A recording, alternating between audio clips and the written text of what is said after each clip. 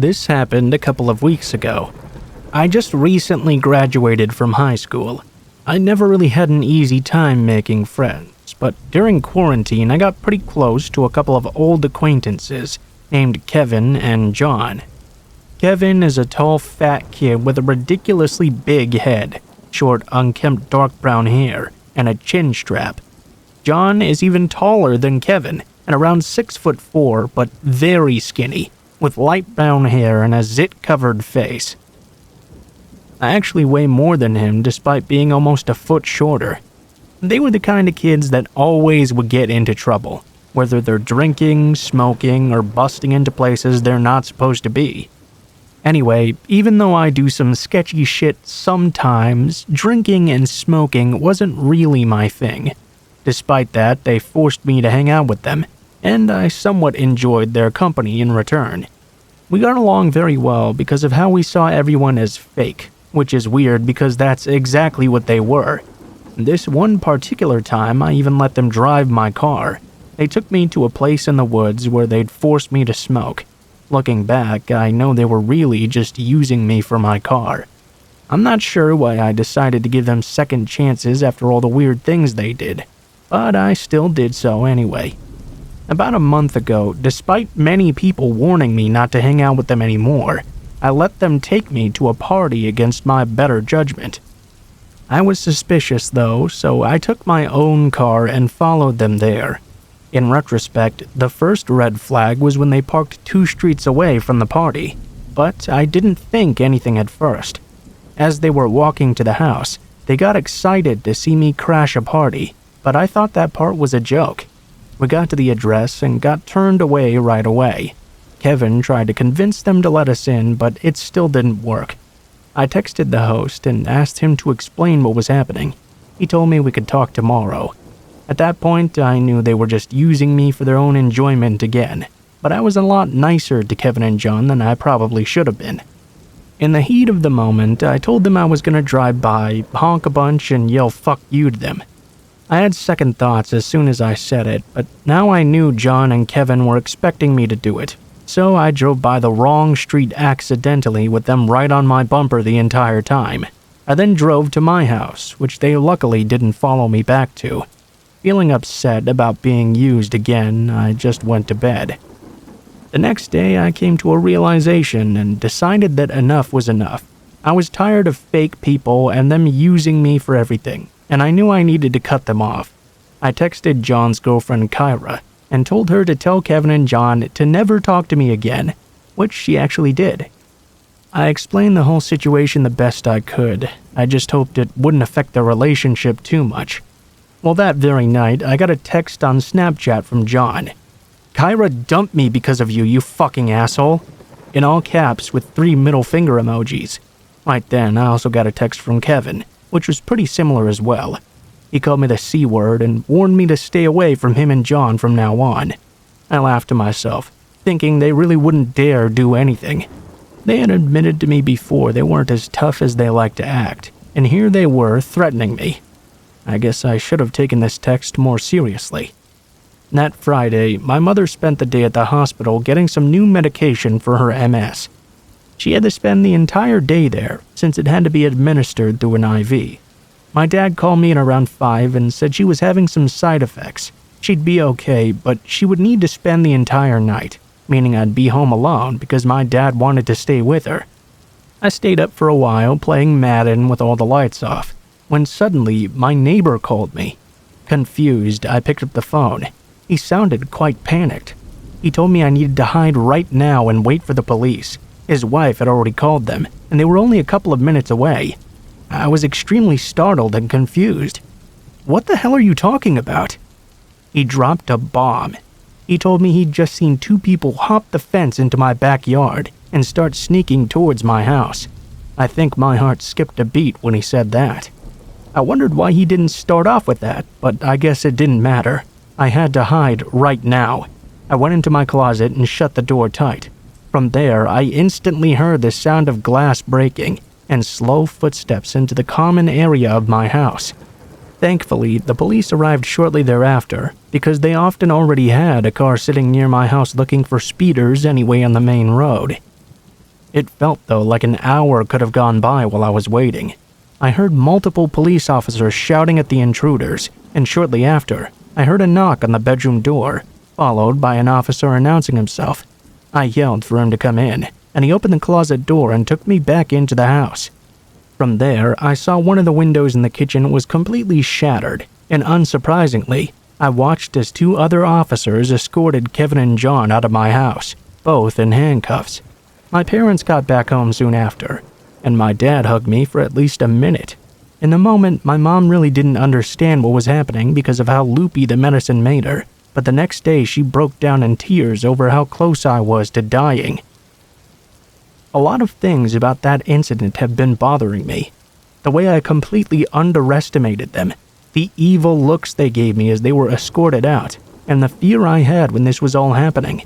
I'll get over all of that eventually, but one thing will always stick with me, and that's what I heard the police say when they first entered down the hallway.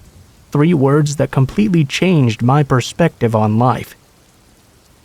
Drop the gun. Police told me Kevin and John were crouched in the foyer, and Kevin had a pistol in his hand. They believed they were waiting for me to come out of my room so they could shoot me when I didn't expect it. I still haven't totally wrapped my head around the fact things could have gone so much worse if my neighbor hadn't seen them climbing my fence. I guess it serves as a reminder of how you never know when it's your time, and to always take threats like that seriously.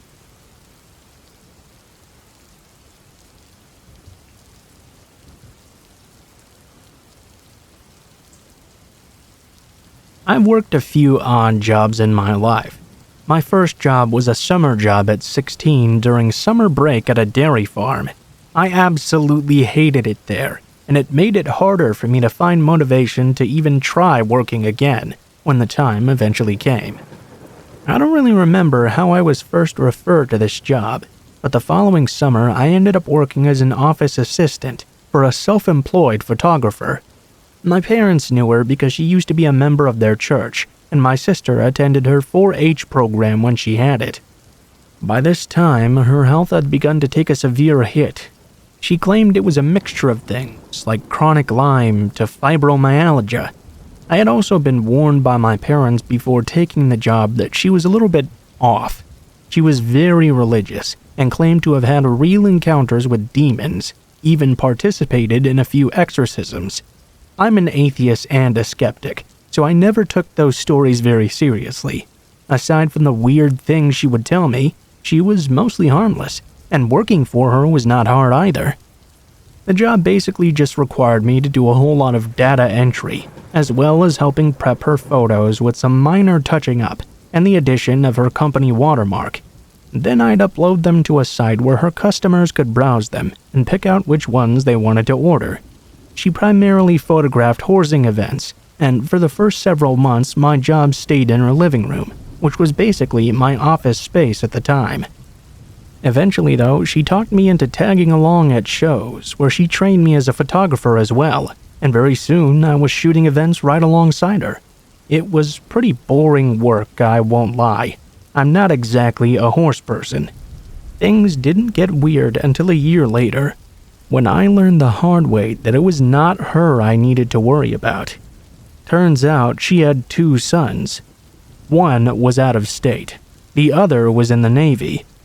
The latter of the 2, a guy called Nate, I had only heard very few things about. I knew he was somewhere on the autism spectrum, but she was never exactly clear on what his diagnosis was. She very firmly believed he was vaccine injured, and all his oddities could be traced back to vaccines or something. When he finally returned home, I met him for the first time while working in her living room. All in all, he seemed like a very nice guy, actually. A little bit odd with the social cues and stuff, but not concerning. He was obsessed with movies, and being a bit of a movie buff myself, whenever he would venture into the living room to strike up a conversation, it would almost always be about whatever movies we were into or excited to see. I should also point out here I was only 18 by this point, and he was well into his mid-30s. At some point, he must have got it into his head that I was interested in him. Though he never said anything directly to me, I had to find out about it from my own parents. My mom worked as the secretary at her church and Nate knew it. I can only guess my boss had told him. One afternoon, Nate showed up at my mom's desk and just started gushing about me. He talked about how much fun I was, how he loved talking to me, how he was planning to take me to the movies and take me to his church, all these other plans he had for me. My mom was of course beyond uncomfortable, as was the pastor who happened to overhear it. When I got home that night, she told me what had happened and suggested I make sure not to lead him on. I was completely baffled because I really hadn't done anything. We'd never even discussed the possibility of doing anything together. I got even more uncomfortable around him when I overheard a conversation between himself and my boss in the next room. He was talking about his experiences in the Navy, while she was talking about the dangers of Islam. At one point, he said in this completely serious tone, "You know, if I had it my way, I'd just shoot and kill any Muslim I met. Problem solved." My boss simply laughed the comment off like it was nothing, but something about his serious tone creeped me out. I made an effort to acknowledge him less and less when he was around, and keep the conversation short while stressing I had work to do. Eventually, he got his own place and moved out of his parents' house, so I figured that was problem solved.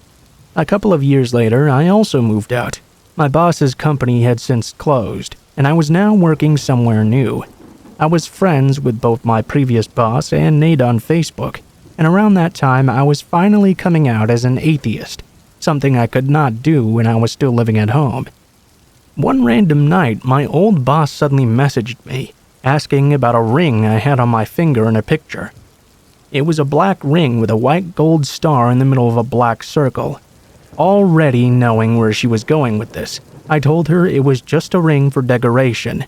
Then she started accusing me of wearing a pentagram because she didn't know what a pentacle was, and that I was promoting Satan somehow. I tried several times to explain to her that not only was it not that symbol, but also paganism has nothing to do with Satan anyways, but she refused to listen to anything I said, so I ignored her. This was fairly typical behavior for her and really not worth the argument. The very next morning, I received a message from Nate telling me I needed to come to church with him. I told him no. The messages I received back gradually grew angrier and angrier. He went from asking to demanding I go with him. He told me I was lost, and I would not find the answers I needed by living the life I was. Eventually, he outright said he thought the fact I was wearing a pentagram was disgusting, and I was opening myself up for possession. Knowing there would be even less of a point in arguing with him than there was with his mother, I went ahead and blocked them both, deciding I did not need either of them in my life anymore. Then, though, he started showing up at my workplace. He would always search through the entire store until he finally found me, and then once he did, he would corner me and not stop talking to me, no matter how many times I tried to dodge him or tell him that I was trying to work. Eventually, my managers caught on and started intercepting him whenever he would show up. I wasn't making enough to pay the rent with that job, so I had to take up a second one as well. Within a week, though, of working this second job, which was in a different town, he started showing up there too. This time, I told the managers outright what was going on, and after that, every time he showed up, I was allowed to hide in the back room behind a locked door while they sped his order along and got him out. During one of these many encounters while I was hiding in the back, one of the managers was back there with me, inputting employee time punches into the computer when both of us heard Nate shouting in our direction, "I know you remember me!" That was the last straw for them. They told him his business was no longer welcome there. He stopped showing up at my other job as well for a while, which was a relief. Fast forward a few years later, I was getting used to not having to look over my shoulder every shift or check the parking lot for his truck. Then one day he just suddenly reappeared. He happened to be browsing a section I was walking past when he spotted me and got this deer in the headlights look.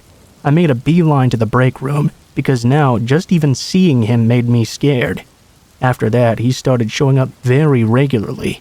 I would always find ways to dodge and avoid him, but he would still somehow always spot me and know exactly where I was. I was debating whether or not to tell the managers again, because at this point it had been a while since he had really done anything, and saying something just because I felt nervous didn't feel right exactly. Call me a coward or an idiot or whatever, but that was how my thought process was working. What happened next, though, made me really regret not speaking up.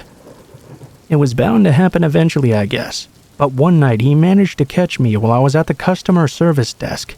He approached me, said hi, and I immediately started to look for someone to signal over so I could make a break for it. Before I could even say a word, he said something that made me sick to my stomach. "Hey, how's your little girl doing? She's 3 now, right?" I looked at him horrified. I had him completely blocked on everything. I had his number blocked. I was living at a new address. I had not seen or spoken to his mother since she confronted me about that ring. I hadn't told either of them I was a parent now, or that I was married, and I was not friends with anyone who knew them either, but somehow he knew everything. "How's your husband doing too?" he asked when I didn't answer.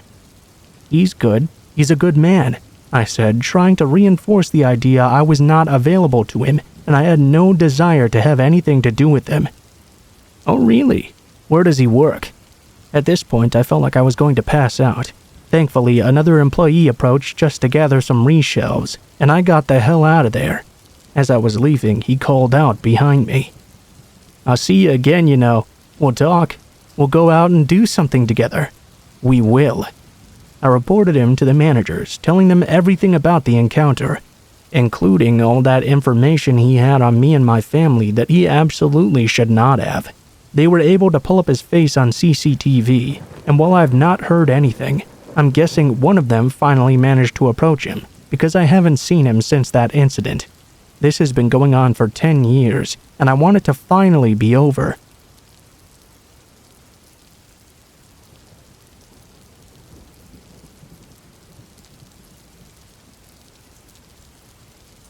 I've never shared this story with anyone. I was always too afraid to be judged for it, so it's something I buried deep down until my friend brought it up just the other day. We both have daughters now, and we're talking about how we could best educate them on being safe when they're teenagers and experimenting with partying. When my best friend and I were 17 years old, we went to the beach for spring break with a couple of our guy friends. My friend was talking to this guy she had met through mutual friends. He wanted us to meet up with him at a house he and his friends had rented together. Our guy friends had long since ditched us to meet girls, so we decided to go ahead and go to her friend's house to hang out with them. When we got there, it was in the middle of the day. He took us inside and introduced us to everyone. Turns out almost all the guys were on a basketball team of the same university. We hung out and they were all drinking. My friend and I were not, though. One guy came out with 2 glasses of what appeared to be whiskey and coke. Against my better judgment, I started to sip it, as did my friend. There was one guy who appeared to be not athletic, though, and he was the only person at the house who was seemingly not friendly toward us. I'll call him Mike. Suddenly, I started to feel very buzzed. We were laughing and talking, and one guy asked me to put on his jersey. I grabbed it and put it on over my clothes. "No, take your clothes off and put it on," he said in a very aggressive tone. I was feeling more and more tipsy at this point, and I began to realize something was very wrong. Our parents had let us drink with them multiple times, so I already knew what it was like to be drunk. I knew exactly how much I could handle before getting that way too, and one drink had never made me feel like I was getting wasted. "Come on, quit babysitting that drink. Drink up, you weakling," one guy said, and they all laughed. Even though I had already stopped drinking, I could still feel myself getting more and more buzzed, especially since our drink had barely tasted of any whiskey. My dad always had whiskey at home, and we would drink a couple whiskey Pepsis on occasion. I would feel relaxed then, but this was much different. "We should go now. Our friends are waiting for us." I headed for the door. A couple of guys moved to stand in front of us. No, you can't leave. Come sit down over here for a little bit." They ushered us back to the couch. That sinking feeling hit my gut, and I knew we were now on borrowed time. I tried to stay calm and laughed, thinking of what to do. "I need to pee. Come with me." I grabbed my friend's hand and we went to the restroom together. We both stood there, and we had already read each other's minds. I put my hands on her head and looked in her eyes so we could both try our best to focus. We need to leave right now. Our phones both had spotty service all over the island, I'm guessing because there were so many people packed in such a tight space. Take my keys and tell them you're going to get your purse. I'll stay here. You go get the guys and come back for me. I knew this plan probably wouldn't work, but my mind was going crazy. As I opened the bathroom door, though, Mike was already standing there. My heart immediately sank. He had been rude to us earlier, and he'd probably just overheard our plan. He leaned in and whispered, "Follow me, and be quiet." Something inside me trusted him with everything I had in that moment. We followed him down a hallway into a garage and out through the front driveway.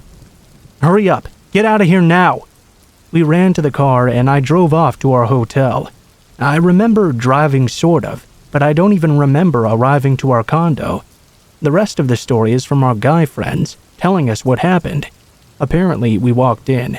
The guys asked us where we had been, because it was already well into nighttime, and we were supposed to meet up for barbecue for some weenies. They said we didn't even say a word, just walked to our rooms, closed the door, and passed out. We didn't come out till the next day, and both of us had severe headaches, as if we'd drunk a whole bottle of cheap vodka all by ourselves.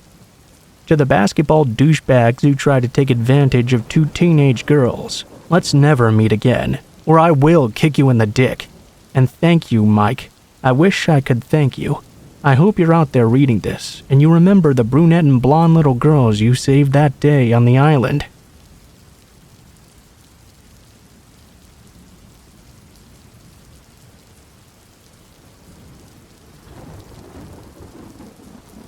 This takes place over the course of a few years, from just before my university freshman year to just after my junior year. I'm now a 20-year-old female, but at the start of this story I was 17 years old. For my freshman orientation, my family and I were staying at a hotel right across from my college campus. Orientation started in the morning, so I wandered over to campus with my luggage to check into my dorm room for the next few days. I was roomed alone, at least for orientation, since I have OCD and sleeping problems, and I didn't want to bother any potential roommates just moving in. I put my luggage away and began to walk around the campus. This entire fiasco started for one simple reason. That morning I wanted breakfast. It was extremely foggy, and I had never been on this campus before. It was a ways away from my hometown after all, so I very quickly became completely turned around. I spotted a group of 4 people walking toward a building, so I swallowed up my anxiety and approached them to ask for directions. I should add that I'm a shy and quiet person, so it took a bit before I piped up and, "Excuse me." One of the 4 turned around. My immediate thought was, oh my god, this guy looks just like a fish. He had these big, creepy eyes and these big, fat lips. He was blonde and a little bit chubby. This is purely for descriptive purposes, by the way. I'm not exactly a model myself. Still, I stifled my gawking and asked him politely, "Excuse me, do you know where the dining hall is?" "Oh, yeah, it's right there." He motioned to the building directly behind us. Oh wow, I'm so dumb. There was a small pause before he asked, "Are you here alone?" As someone who's run into predatory people before, this question never ever sits well with me. My family will be here later. We all have sleeping problems, so they're catching up on sleep right now, and they'll be here at 6 actually. This wasn't a lie, but I hoped it would deter him from latching on to me. "Oh, well, do you want to sit with us in the meantime?" I guessed that he meant the group of 4 he was in, but the other 3 had already disappeared into the dining hall. "Sure," I conceded. He immediately grabbed a 2-person table, which made me internally groan. I had a feeling where this was going, and I already wanted no part of it. I mean, I'm a lesbian for Christ's sake. I didn't want to risk making him angry. I didn't want someone to hate me before the school year had even started, so I sat down with him and a plate of eggs. I tried to make conversation to at least be polite, but he just kept on replying very dryly with things like, "Oh, uh-huh, mm-hmm." I thought I had upset this fish face somehow, so I looked up from my plate, only to see him staring directly at my breasts. I'm a 36 double D, so I'm unfortunately used to this. I sighed and bagged out my sweater around my chest. Even after this, and me slouching though, he just kept staring so blatantly. After this, I obviously didn't want anything to do with him. Unfortunately, I was not so lucky. Everywhere I went after that, he followed, even if our orientation events were completely separate. I repeatedly tried to give him the slip, becoming increasingly creeped out by his attempts at flirting, but everywhere I went, there was a fish face appearing. I gave it one last try, slipping away to the library. That's when the messages started. Somehow, this fish face had found my Snapchat. I guess he searched my name somehow. He kept messaging me things like, "Where are you? Where did you go? I'm right here." Knowing that he could see I'd read them, I felt obligated to respond. Okay, I'll be there soon, I guess. This didn't stop with orientation, though. The beginning of my freshman year was marred with fish face encounters. Classes, trips to the store, student activities off campus, it really didn't matter. He would be there every time, shadowing me. The constant messaging as well drove me to just delete my Snapchat. Thank goodness he never actually managed to get my phone number. At this point, Fishface was incessantly hitting on me, reminding me how much he liked me, despite numerous times of me stating I'm not interested. When I made myself clear, it only seemed to make him push even harder, as if he thought I was trying to play games with him or something. It became more and more common for him to try and touch me or put his arm around me. This is where I drew the line. I told him very clear as day, "I'm not interested in you, I don't like men, don't touch me." He pouted but relented. In touching me, at least. The shadowing got even worse, to the point I couldn't even leave without my now roommate. I couldn't actually get a single dorm for the rest of the actual school year. I became more exhausted, paranoid, and began to feel like he was a time bomb waiting to blow. After weeks of this, weeks of sheer anxiety, I spoke to a priest at my university. The father was deeply concerned, and even went so far as to walk me back to my dorm. He made me promise I would speak to security first thing the next day, which I agreed to. Of course, their first question was whether I was really being stalked or if my anxiety made me believe I was being stalked. When I cited all the witnesses to his shadowing me, that was dropped very quickly though.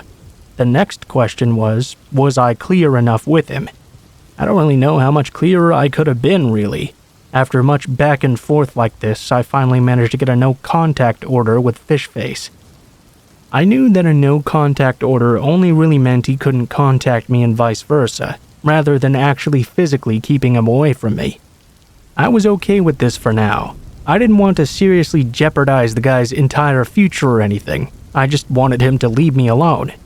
For the remainder of the year, there were no more attempts to contact me or be near me. I thought that would be the end of it. But then came sophomore year. I could never be exactly sure if it was all a coincidence or if he was really tailing me, but he would start appearing outside of every classroom door, every coffee place, every store, absolutely everywhere. I was in a rough place this year too, totally unrelated to these events, but it certainly didn't help me feel any better. Due to the sheer emotional exhaustion I was battling, I really couldn't give a damn. Okay, follow me, whatever you want. I promise I'm really not that interesting. But this is when I learned of other victims. Their stories were identical to mine, 6 of them, mine being the 7th. They'd run into Fishface, a totally innocent encounter, and he just started in on them, bombarding them with messages, following them everywhere, groping them and trying to get them alone. I was horrified to find that every one of these other girls had already reported him to university security. Every one of them had also been prescribed a no-contact order. 7 victims later, and this bastard was still on campus, as if he'd never done anything wrong. I learned that this was not uncommon for our university, on top of all the victim blaming. The more I learned, the more deeply my fear ran. It was open season here, and these bastards had full protection. we couldn't do a single thing to get guys like Fishface off our campus, so I resigned myself to being followed by this fucker everywhere. Junior year came around, and it seemed that finally Fishface had given up. I could not be more wrong, though. It was pointed out to me by friends who knew about the stalking that he was in the background of my every move. Throughout the year, he would get closer and closer, until it eventually became worse than I'd ever dealt with before. I was a member of campus conservationists, and we were selling reusable grocery bags in lieu of our state banning plastic. After about 45 minutes of peace, I glanced to my right, only to see him there, hiding just around the corner out of sight, staring directly at me. Ice-cold fear ran down my spine, and my stomach dropped. I tore my gaze away and tried to hide my panic. He had never been this close to me since freshman year. There was no mistaking it. He was here for me, and me alone. I texted my girlfriend and let her know what was happening. I'll be honest when I say the rest is kind of a blur. I was too panicked to even remember how we got back to my dorm safely. I thank God every day for my ultra-protective girlfriend. Just 2 days after that, he appeared in the hallway outside of my class.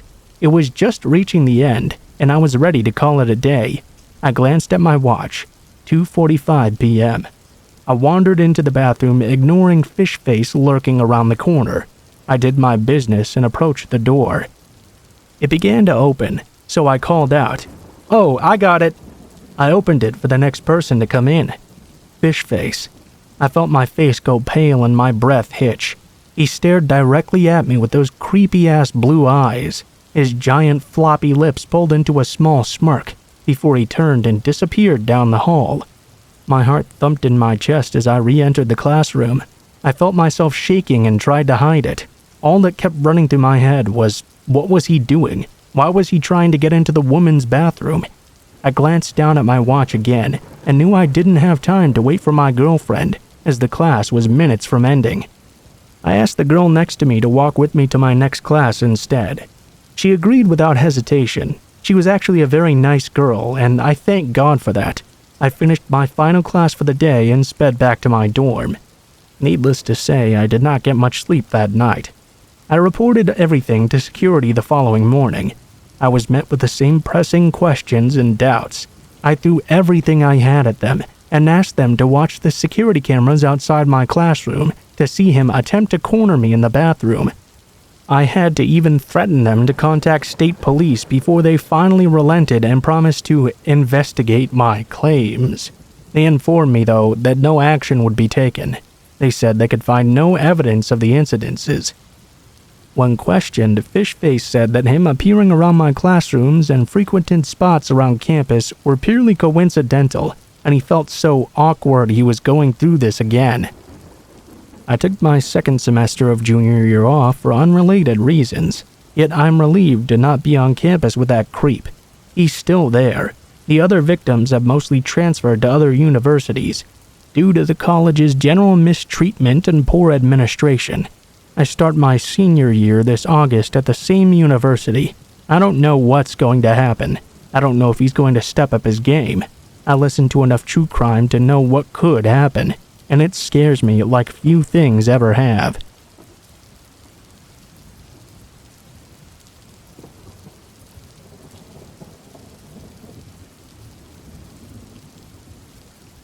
Well, where should I start first? Let's set the background a bit to begin. I grew up in a very rural area. My parents have a pretty big piece of land, with a nice 2-story farmhouse right in the middle of it. To the south of this house is a peach orchard. The west is where the driveway is. It goes through an alley of cottonwood and pecan trees, but the land is pretty open and was used for cattle farming at the time. The east and north is dense woodland and shrubs, which reaches all the way to our neighbors, so about 2 miles total in distance. Now back during this time, I was working at a carpenter's shop in town. I had just gotten my driver's license, and so I was able to get there all on my own. It was a 1.5-hour drive though. We started fairly late in the day, at about 10 a.m. or so. The owner of the company was sort of a night owl and loved to sleep in. Because of this late opening though, we usually had to stay until 9 p.m. That was really no problem in the summer, but it turned out to be a bit of an annoyance in the winter, as it got dark pretty early on, and I hated driving back in the dark. The lights on my car weren't exactly the best anymore. I drove a 1987 Chevy pickup, which had obviously seen some better days. I hadn't had much money back then, so this was all I could afford at the time. One day in late December, about 10 or 11 years ago, I left work that day much later than usual. I had made a pretty stupid mistake on a nightstand I was building for a customer, and I needed to fix it right then because the customer was going to pick it up the next day. When I finally finished it, it was about midnight. I cussed out my own stupidity, closed the shop up, and went out to my car. There were two routes I could take to get home. One was on the highway, and the other one was through backcountry and dirt roads surrounded by thick brush and trees. Usually I'd take the highway, as it was much faster and safer, especially in the dark. On this particular day though, there had been a huge accident, and the highway was completely blocked up by emergency services, so I had to take the long way home. As soon as I left the main road and made my way up the dirt trails, I started to get this feeling. You know, the one you get as if something bad is about to happen, almost sort of like an impending feeling of doom. The longer I drove down this dark road, the stronger that feeling got, until it felt like all of my body and soul was aching desperately to turn around. Just drive back all the way to the roadblock and wait there until it got opened again. I tried to suppress that feeling as best as I could. I convinced myself I had driven this route many times before. I knew it was safe, albeit a bit rough on the truck itself. While I was driving through an especially rugged piece of brush only about 10 miles away from my parents' farm, all of a sudden my left front tire popped out of nowhere. I did my best to keep the truck on this rough road and made it to a safe stop eventually. I kept a spare tire in the toolbox and had changed tires quite a lot on my own. I knew it would just be a minor inconvenience and I would be on my way rolling again in just a matter of minutes. But that's where I was wrong. I climbed up on the truck's bed, only to find my toolbox had been broken into and all of my tools and my spare tire had been stolen. So here I was, still miles away from the nearest settlement, in bear and wolf country, in the middle of the night with no cell phone and no way to repair my truck. I had always kept a sort of survival kit in my toolbox as well, with a blanket, a small axe, a fire starter kit, and some old MREs, but all of those had been stolen too. Thank God I still at least had my trusty puukko knife my sister gave me when she moved to Finland. I made the second but much bigger mistake there. I decided to walk home on my own. To this day, I still don't know why I made this decision. All I had to do was wait in my truck until sunrise, as I knew a neighbor drove down this road every day at around 8 a.m. He could have just taken me to town and called my parents to get the truck, but some stupid fart in my brain told me, nah, fuck it, just walk home. So, on I went. I locked up the car, took my rucksack with my belongings with me, and started walking the long way. I couldn't have walked very far at all when I suddenly got this very eerie feeling, like something or somebody was watching me. I turned around to look and see if there was an animal or something, but there was nothing there. I picked up my pace to make it out of there as fast as possible, when all of a sudden, I heard some rustling in the bushes to my left. I called out if there was anybody there, but of course I got no answer. The feeling of being watched did not go away though. It got stronger and stronger, and the rustling got more frequent. Suddenly, the brush stopped altogether, and I came upon a small clearing, and that's when he spoke to me for the first time. Hey there, boy. He had a pretty weird pronunciation. The first part was spoken softly, almost gently, but the boy was like an explosion to my ears. He made a tiny pause in between, then just started spewing out boy. He was big. I'd guess about 6'6". He wore a long trench coat and a hat, Gray short hair and these lifeless eyes, almost like a dead fish. But what really scared me was his dog. He had a huge black shepherd-like dog, but it looked very wild, almost like it was part wolf. I immediately froze in fear. I had always heard this term, but I could never imagine it being like this.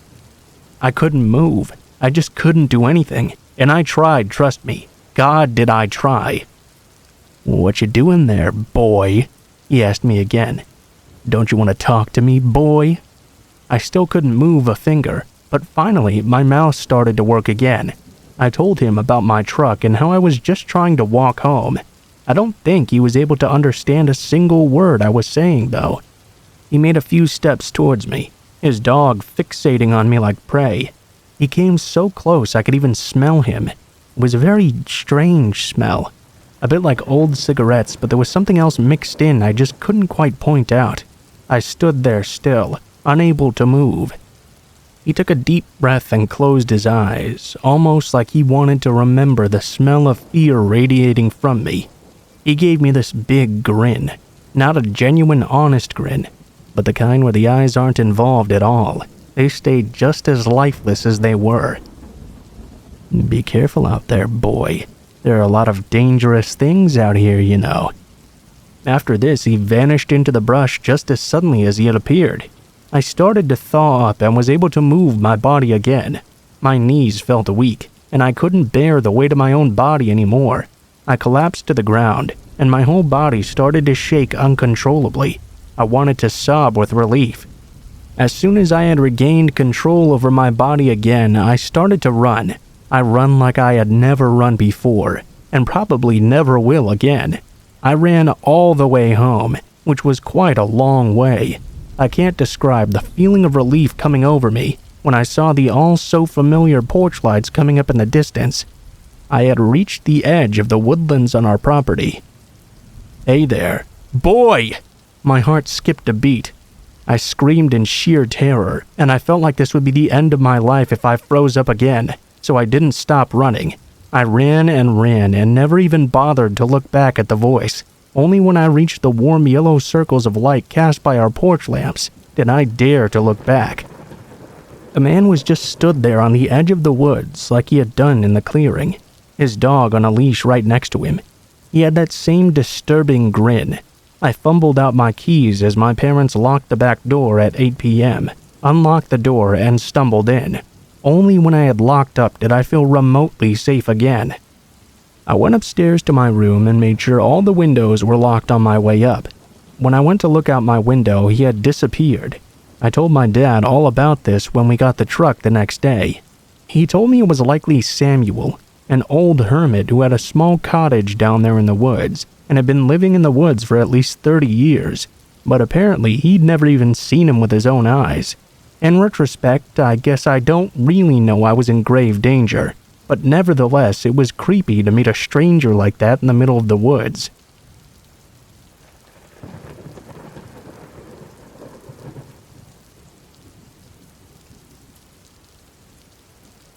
For context, I'm a 5'3", 24-year-old female. I'm working as a programmer for an IT company in the Philippines.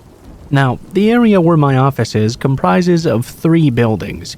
Building A, where my office is in, Building B, and Building C.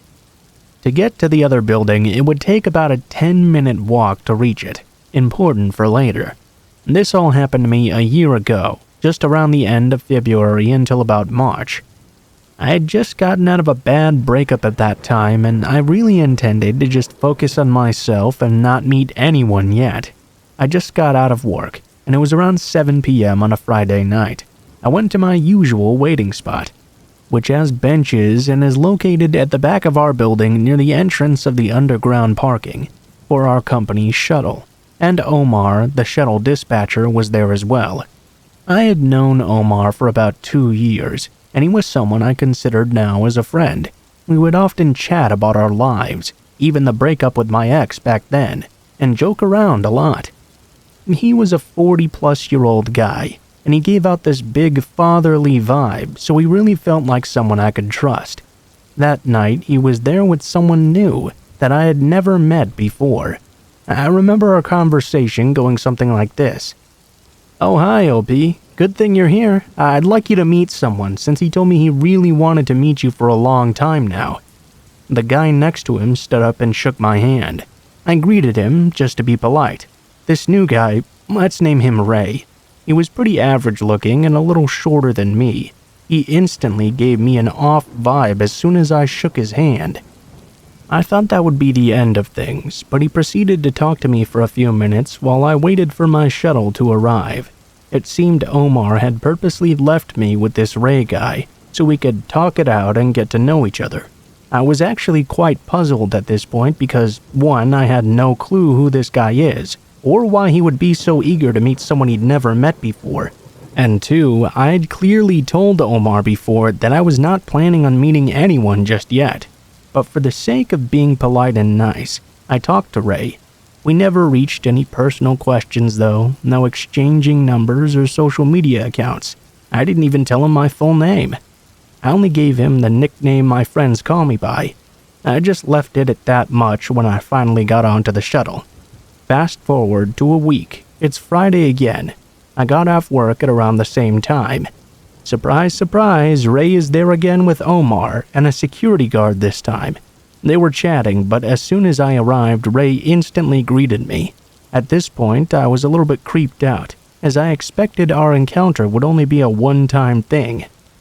I said hello and kind of brushed him off and sat on the benches by myself to wait for my shuttle once again. Of course, as this guy didn't seem to know the definition of personal space, he sat right beside me and talked to me again, but this time he was asking for my cell phone number. I told him off and clearly said I was not giving out my number to strangers, just giving him one-word answers to give an impression I wasn't interested at all. "Why won't you just give me your number? I just want to be friends."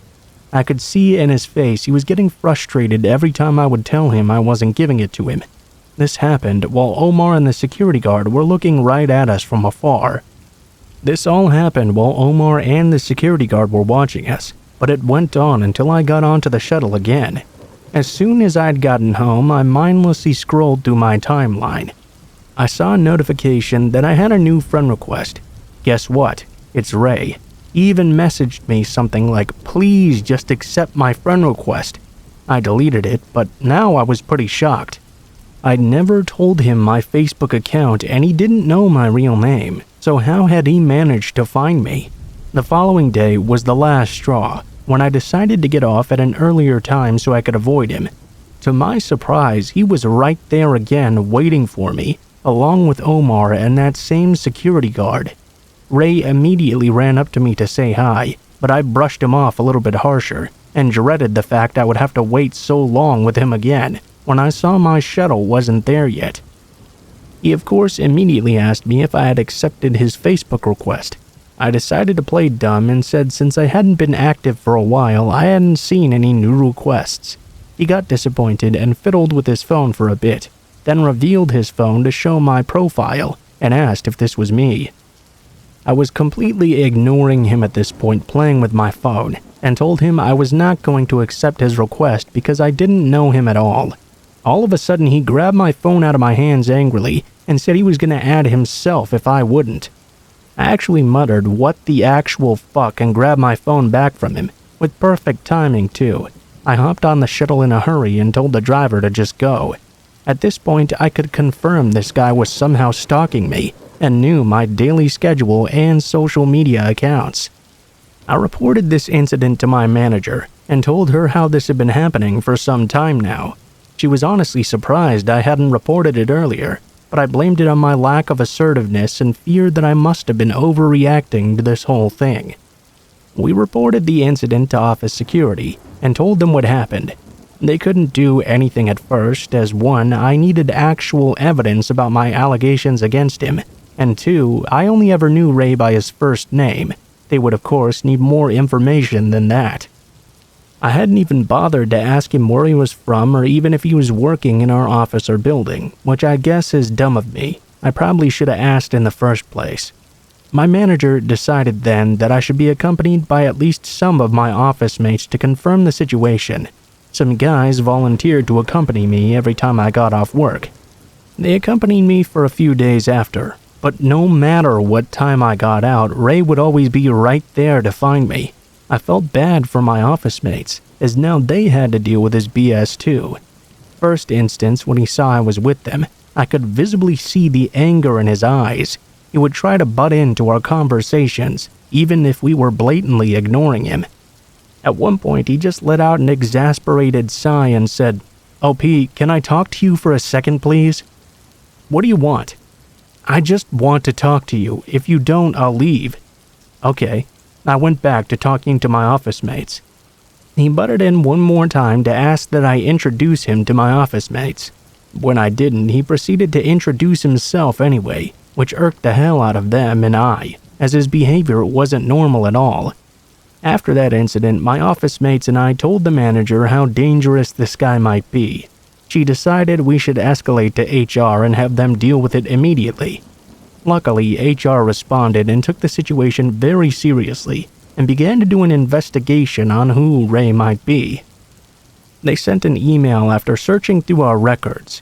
Turns out Ray was not an employee of our office, and they might need to talk to building security to find out more about this guy. HR also requested our office security to escort me and observe the situation. I honestly felt very relieved, as now I felt safe for the time being, while they searched for who Ray might be. He still showed up though, even if I got out late or earlier than usual. He would never go near me when I was accompanied by a security guard. He would just keep his distance and stare at me, his smile creepily lingering outside my shuttle until I left. HR contacted me for a meeting with them and my manager about some news on Ray. I was shocked by the information they'd found out. Not only was Ray not an employee of our building or office, but in fact he was a temp security officer in Building C. I then thought, okay, so this creep is really putting in an effort for someone who's clearly not interested. If he was a temp at least, there was a chance I wouldn't have to see him at all after all of this. But then, what HR said next chilled me to the bone. He was a temp assigned to work on the security cameras, meaning he had access to all of the cameras in the building. He had been using this to spy on me, and that was the reason he was able to find me everywhere, no matter what time I got out. HR had already spoken with his supervisor and gave a warning to Ray. Of course, Ray denied the allegations even if I had witnesses against him. The supervisor wanted to apologize to me in person, but I decided not to as I just wanted this to all be over with. After that meeting, I never saw Ray again. I reckoned he must have been kicked out after HR issued that warning against him. As for Omar, I never saw him again either. I felt a bit bad about our friendship, but he was also one of the people who enabled Ray and didn't do shit when I was clearly getting harassed. I also received a bit of backlash from the security guards in the building for a while as well, hearing them say things like I was overreacting or I should have accepted his advances. It was disgusting. I even heard the same things being said by female building staff as well. Nothing strange happened for a while. Then, the security guard that was with Omar at the time when Ray was harassing me added me on Facebook. I didn't make much of it, just deleted the request. I'm still working in the same office and building as of today, and I've been totally shaken up by the incident. I decided to just keep my distance from people from now on, so I can avoid this ever happening again.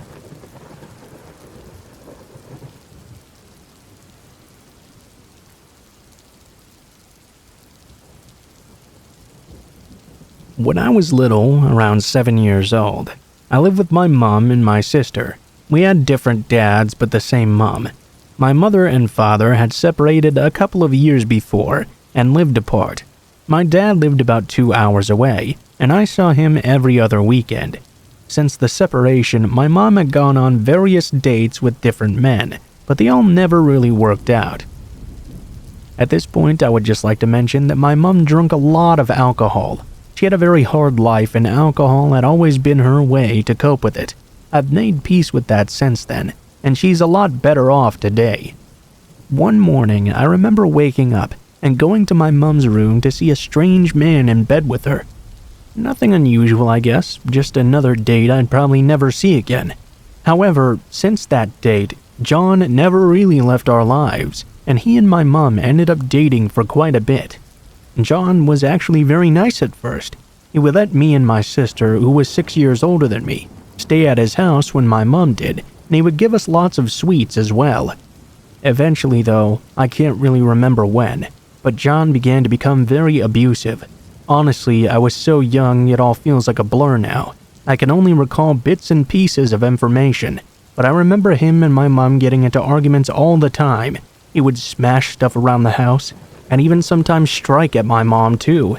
Later on, I learned he did stuff like rip my mom's earrings out and hold a samurai sword to her throat even. Every time they would get into a fight, he would leave at stupid times like 3 a.m. My mom would leave a bit later to go after him, I presume. This would leave my sister, then 13, to look after me and get me ready for school. After school, I would walk out to see both John and Mom in the car waiting for me, and I would feel dread because I knew he would still be in our lives. You would think all of that would be the creepy part, but no. You see, John was also in an organization for men. I don't want to say the name of it here because of anonymity, but it was all very secretive stuff. He was never allowed to talk about what happened at their meetings to my mom or us. Women were not allowed to join either. The only time women could join events was the annual ladies' event that they often held, which my mom would go to as well. Around the same time, my nan got into a relationship with a man named Kenny. Kenny also was a part of this organization, it turned out, and he and John were very friendly with each other. My mom now strongly believes that they both knew each other before they'd ever met my nan or my mom. Kenny was also very abusive towards my nan as well, to the point that he even knocked some of her teeth out once. Kenny and John's friendship suddenly came to an end one night when my mom and John were visiting my nan and Kenny, while me and my sister were visiting our dads.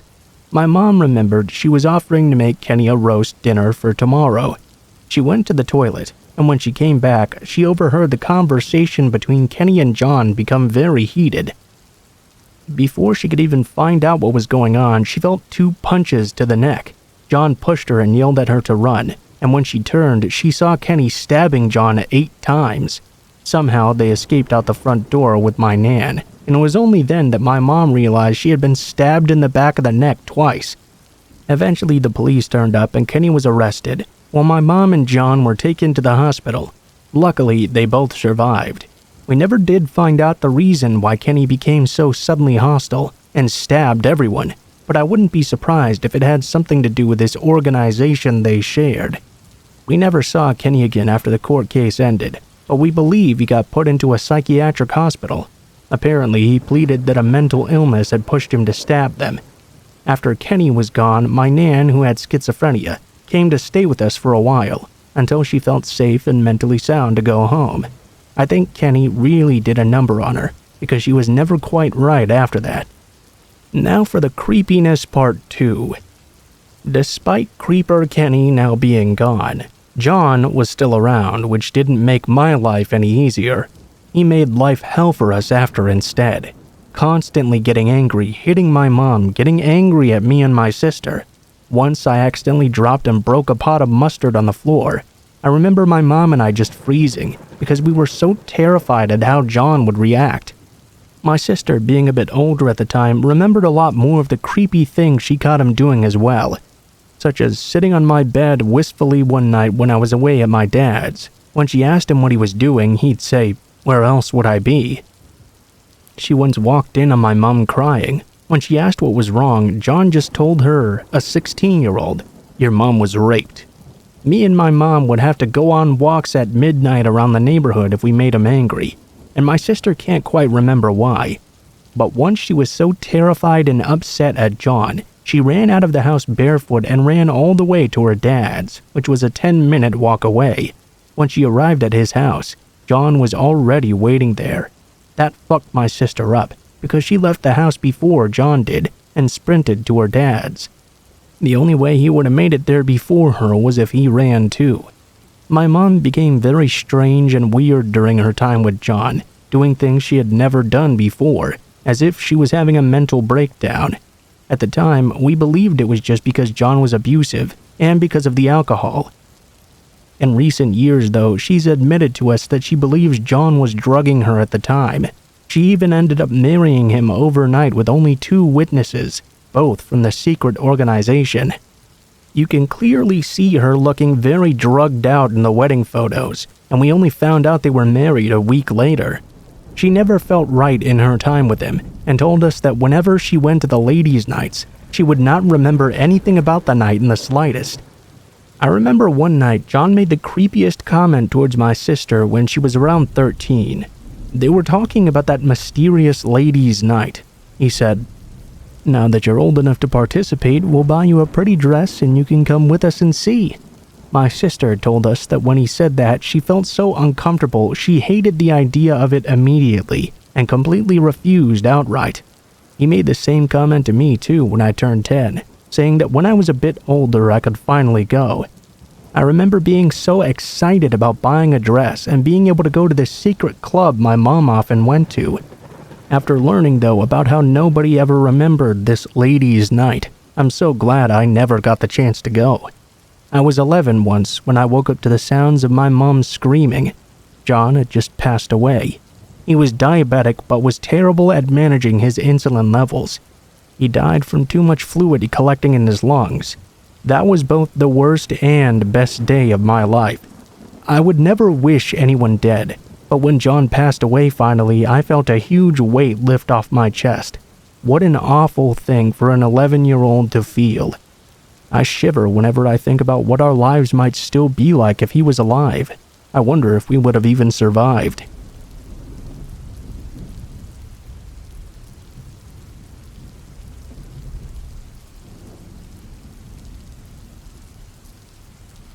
To start off with, I'm a late 20s male around 6'4" and around 180 pounds.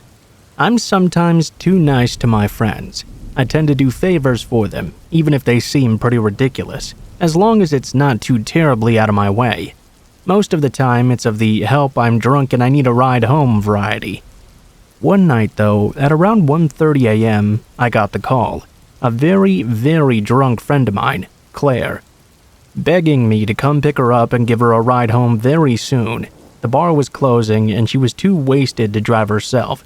The bar she was at wasn't too far from my house, only about a 10 to 15 minute drive. The issue though is that she lived about 35 to 45 minutes on the opposite side of town. Claire though has been extremely nice to me in the past and I did owe her a bunch of solids. So at about 10 to 2 I grabbed my keys, my concealed carry as well, and left the house to go find her. I got to the bar at around 2:05. She was sitting outside on a bench by the doorman. I pulled into the parking lot, which was pretty empty now since the bar was closed. I assumed the cars remaining were from the workers who had yet to leave. I get out of the car and start walking over to Claire, who's kind of slumped over. I was hoping she wasn't passed out drunk. When I got to her, the doorman asked if I was her ride. I told him yes and showed my ID for proof. What he said next was of some serious concern though. He pulled me aside kinda close and leaned in. I'll leave out where I interjected and just write what he said. "Hey, I was supposed to leave when we closed, but I got a strong feeling your friend was roofied. She was out on the porch all night and some guy just kept hovering around her. I assumed it was her boyfriend or something, but she never turned to talk to the guy. She was either drinking or chatting with the other girls around her. Well, anyway, when she chugged her last drink, she came up to me and told me you would be coming to pick her up.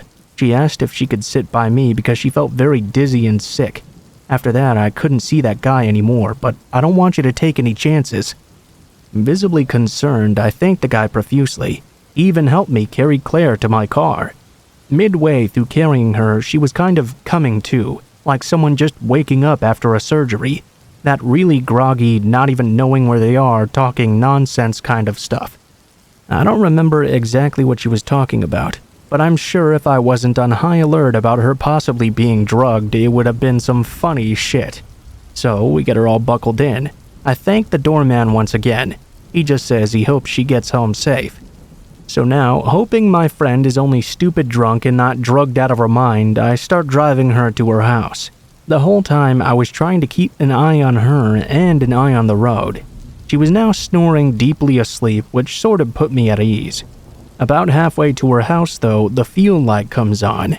Cursing the fuel economy of a sports car, I pulled into the next gas station. It was one of those small ones that doesn't have a 24-hour store attached.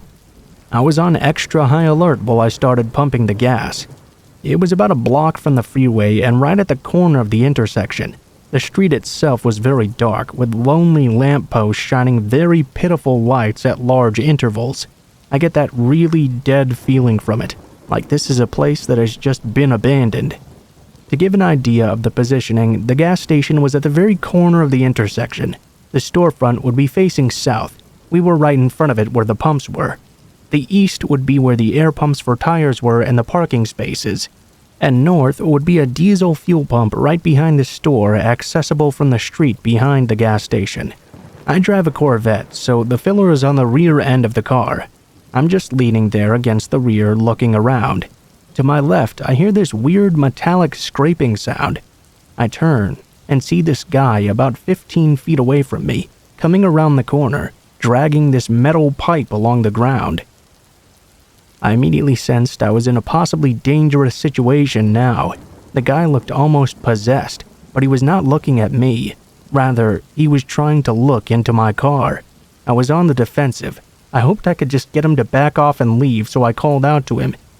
"Hey man, everything all right?" Without even looking at me though, he answers back immediately. "You took my girlfriend from me. I'm here to take her back." He turned to me. His eyes were completely bloodshot. Before he even began to take another step, I started yelling, hoping it would get him to back off. I'm a little bit over 6 feet tall, and I have a really deep voice too. "Back the fuck off! Turn around and leave right now, and no one has to get hurt." He took a step toward me, clearly unimpressed. Almost automatically, I pulled my gun from the inside waistband holster and drew a bead on him. "Back the fuck off!" I started yelling louder. I'm pretty sure in this moment my voice cracked because A, I was scared shitless. No amount of self-defense classes and time at the range prepares you emotionally for this kind of thing. And B, even though I carry, I'm really against violence, and killing someone was really not on my list of things to do for the night. Did I also mention I was really fucking scared? Anyway, in a panic, the fucker threw the pipe at me. It whizzed by. I dived behind my car for cover. By the time I knelt up and looked over the rear of my car, he was already booking it. I heard a car door slam and tires screech. He launched off the curb on the east side of the lot and tore down the road, swaying all over the place. In my own panicked hurry, I pulled the pump out of the car, screwed the cap on tight, and tore out of there myself. Claire was still passed out in my car. Now I was really afraid, because I was convinced she'd be drugged, and that was the guy who just did it. Me being more concerned about her earlier and keeping an eye on the road, I must not have noticed him following us. The entire way back to her house, I was wary of any car that was behind me. I was also driving very aggressively. When I finally got to Claire's neighborhood, I circled a separate block that was not hers 4 times, just to make sure that guy wasn't following anymore. When I was satisfied, thinking I wasn't being followed, I pulled up to her house and tried to shake her awake. She was doing that groggy waking up stuff from before, but now she was at least able to get up under her own power. I was able to walk her, thankfully, as I was worried I was going to have to call an ambulance if she wouldn't wake up no matter what. I helped her get her keys from her bag as well. I managed to walk her inside. At this point, she was kind of coming around, asking me what she was going on, where she was. I told her I'd taken her home and helped her lie down. She was completely lost looking. Her eyes just started welling up with tears. She clung to me and started sobbing. She was still very out of it, but I guess she realized something really bad was going on. Thankfully, I was able to get her to lie down and get her to sleep quickly. I wrote a note for her which pretty much said, "Hey, I'll be in the next room. We're gonna go to the hospital in the morning to get you checked out." Fast forward to the morning. She was sick as a dog, and after she expelled some demons from her stomach, I drove her to the hospital where she got tested and treated.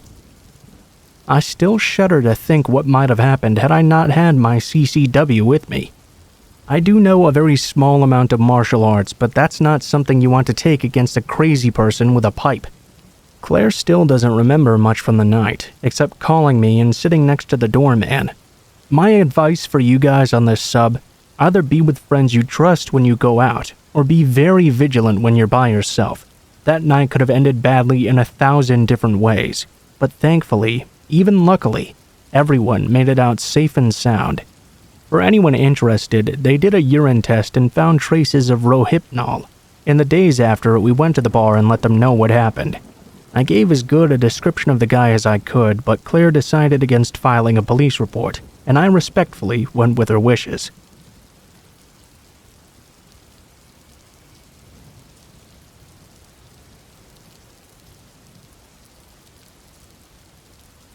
I was always the weird kid growing up, so making friends was never very easy for me.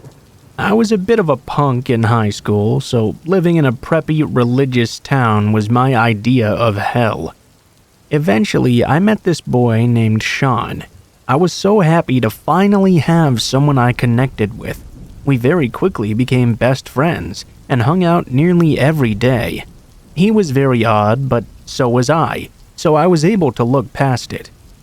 Notably, most of the time when we would hang out, we were also on drugs, so I figured some of the weird stuff he said must have just been the drugs talking. One day, though, he just randomly said, "Hey, I'm gonna stab someone this week." 4 days later, he threatened to shoot up our school on Instagram. He played it off as a joke when I confronted him about it, but when the school confronted him, they took it much more seriously. He was taken into custody by the police, but not charged with anything somehow. His parents also took away his phone and forced him to move away for a few weeks to let the air clear out, but we kept in contact in the meantime. Around this point, my dumb self realized I was in love with him. I did everything I could to clear his name. I even got into arguments with parents on Facebook. My parents begged me to stop talking to him, but for some reason, I truly believed he was good. I didn't want to believe he was really capable of hurting anyone. The whole shooting thing never really blew over, though. When he came back to school, students would run away from him in the hallways. People would send him threats at all times. His reputation was completely ruined. After this, something in him changed. He was a lot angrier. We would be talking and joking around about some random thing when all of a sudden he would just start attacking me with words. I'd tell him about a boy I was talking to and he'd call me a whore. Or if I made any new friends, he'd go out of his way to ruin my new friendships. For some reason, he did this in a way that I saw it as him being supportive. About a year went by after this. The verbal abuse continued, and I continued to do nothing about it. I was still in love with him after all, but I didn't act on it since he was my closest friend. And to keep my mind off Sean for a while, I started dating this guy named Alex. Sean hated him, not for any particular reason or anything. He just didn't like that I spent time with someone that was not him. Alex was also a weed dealer, and Sean knew this. Sean asked if Alex would front him some weed since he knew we were best friends, and Alex did so. I don't remember the exact amount, but it was a decent chunk, enough to be mad about if you didn't get paid back for it. Well, of course, Sean never paid him back. Alex tried to talk to him about it, but Sean always put him off and avoided him. After about a month of this, Alex saw Sean's car in a Taco Bell parking lot and pulled up. He saw Sean in his car and began to get out. Since Alex had anger issues, he also pulled his baseball bat along with him. Sean saw him and freaked out. He pulled out of his parking spot quickly, drove off and called 911. Alex was then arrested for assault with a deadly weapon. 3 days later, when Alex got out of jail, he was driving to his friend's house when he saw Sean standing in his front yard. He rolled down his window and called him a pussy, then drove away. Sean called the police again, and Alex was arrested for stalking this time. Around this time, my parents had caught me smoking. I didn't want to lie anymore, so I was honest about everything. Obviously, they were mad at me for getting myself into the situation. I had just told them that I was smoking weed and dating a drug dealer, so I was in a pretty fair amount of trouble. My parents took my phone away as soon as I got home from school. I wasn't allowed to see Alex when he got out of jail, and they took my paychecks as well, so I wouldn't use all my money to buy weed. They also made me download a tracker on my phone so they could make sure I was home when they weren't. They contemplated calling Sean's parents too and telling them we had been smoking together, I knew that if Sean got caught smoking again, he would get kicked out of his house, so I snuck my phone and texted him my parents might call his. He was extremely pissed. He called me all kinds of horrible names and said he wished he had never even met me. I'd finally had enough at that point. I told him not to talk to me ever again. My parents never did end up calling his parents, though. After that, we pretty much didn't talk at all anymore. I asked not to be scheduled with him at work and avoided him at all costs at school. We didn't have any classes together either, so it wasn't too hard. But hearing the stuff he'd started to say about me made me find it a little bit difficult. He had started rumors I was addicted to coke, stuff about me selling nudes. This is when the texts started. He began texting me constantly, so I blocked his number. Then he'd use someone else's phone to text me instead, so I'd block that number as well. Then he'd use WhatsApp or GroupMe since we used those for work, so I blocked him on there too. He eventually got fired from our job because he had been writing tips on receipts if people didn't ask for a copy of their receipt and left the tip line empty. The messages got even more furious for the next few weeks. I just continued to block anyone he was associated with. I didn't want to be in contact with him whatsoever. He kept making these new Instagram accounts to message me on though, but all of his attempts to contact me failed. One day, I had a late lesson at School of Rock where I took guitar lessons. My teacher had stayed late for me, so I was expecting his car to be the only one still in the lot, but it wasn't. There were 2 cars sitting there, my teacher's and Sean's. To this day, I don't even know how he knew I was going to be there. I quickly parked, locked my doors, and thought about what to do. I then realized he was not in his car. I calmed down a bit and called inside to ask if he was there, but he wasn't. I cautiously got out of my car and grabbed my guitar, then walked inside with no problems. After my lesson, though, I came outside to see that he was now parked right next to me, waiting for me to get into my car. When he saw me, he began screaming profanities at me. He just stood there screaming at me. I quickly climbed into my car from the passenger door, so I didn't have to walk next to him. Then I drove home as fast as I could. After that, he began asking people to ask me to talk to him at school. Of course, I didn't. Each time someone mentioned his name to me, it caused me to have a panic attack so bad I'd have to leave school. I ended up missing the entire month of November, then switching to an online school.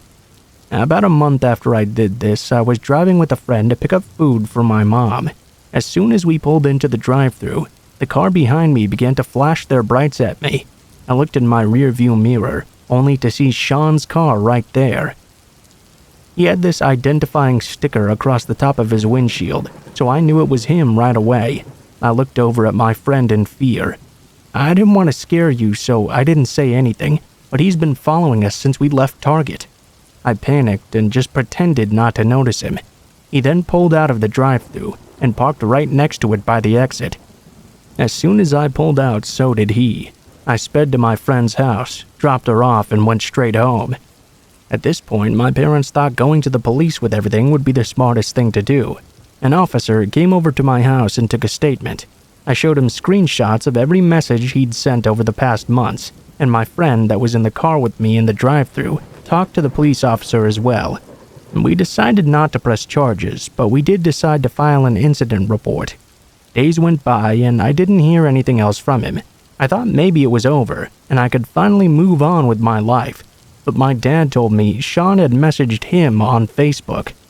He was saying all sorts of things like I was addicted to pills and that I had even stolen money from my dad to buy more. I've never done pills in my life. I'm a hippie, so I stick to natural drugs. My parents know this, so they screenshotted the messages and sent them to the police as well. The police stopped by his house to tell him to stop contacting me.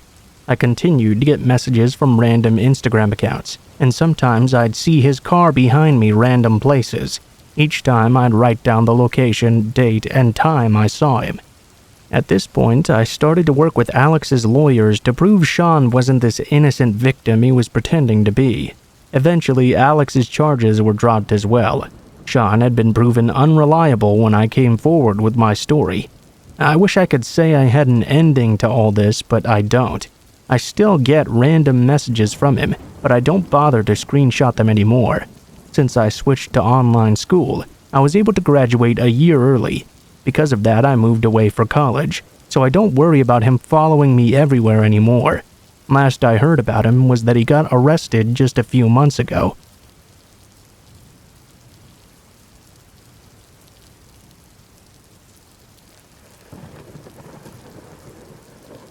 My apartment complex is in a safe neighborhood with well-manicured grounds and awesome amenities. My family and I had comfortably lived in our second-floor apartment for about 2 years before Shrek moved into the unit above us. We exchanged friendly hellos and awkward smiles in the stairwell, but beyond that, we never formally introduced ourselves, and we never even knew his real name. Because he was large, had very messy hair, and had a certain charming goofiness about him, we secretly nicknamed him Shrek. Well, 6 months after he moved in, we heard shouting and banging in Shrek's apartment. The fight wasn't extreme enough to call 911, but someone had clearly upset him because he was shouting profanities and slamming things loudly enough to be heard outside. Funnily enough, we never heard the shouts of a second voice. We only heard his screams. The fights would dissipate rather abruptly, and we never really gave them a second thought. As winter turned into spring, I found myself spending more and more time out on my balcony. One evening, I was sitting outside having a phone conversation. Amidst the chit-chat and giggles, I suddenly got this odd feeling, like I was being watched. I turned around and realized that Shrek was standing very close to our building, at ground level, which put his head just below my balcony. Our eyes met after I looked down at him, and I offered a half smile and waved hello. I didn't feel scared or anything, but it definitely felt a bit weird. He asked if I could let him borrow a cigarette. I said sure and threw one down to him. After he walked away, I lowered my voice and laughingly told my friend that Shrek had startled me. In the days and weeks that followed, I would find Shrek lurking under my balcony more and more often. One evening at twilight, I was sitting at the patio table talking with my friend once more, when I got that feeling I was being watched again. I looked around, but this time I couldn't see anything, so I went about with my conversation as usual. After a few minutes of being unable to shake that feeling though, suddenly my gaze caught something in the shadows that I had previously missed. Shrek was standing in a darkened corner just under my balcony, staring up at me.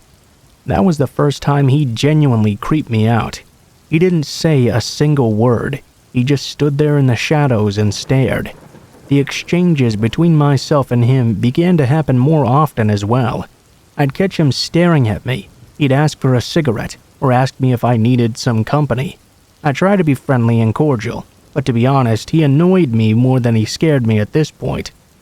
He seemed like a big lug who kinda lacked some basic social skills. Over the summer, though, the fights between him and his mysterious visitor became more frequent and more violent as well. We'd often hear him shouting and banging around, but we never saw anyone else. One day in October, I passed him in the stairwell. The whole right side of his face was just a mess. Black eyes, swollen cheek, dark purple bruising. I wondered what had happened to him, but didn't dare stop to make small talk.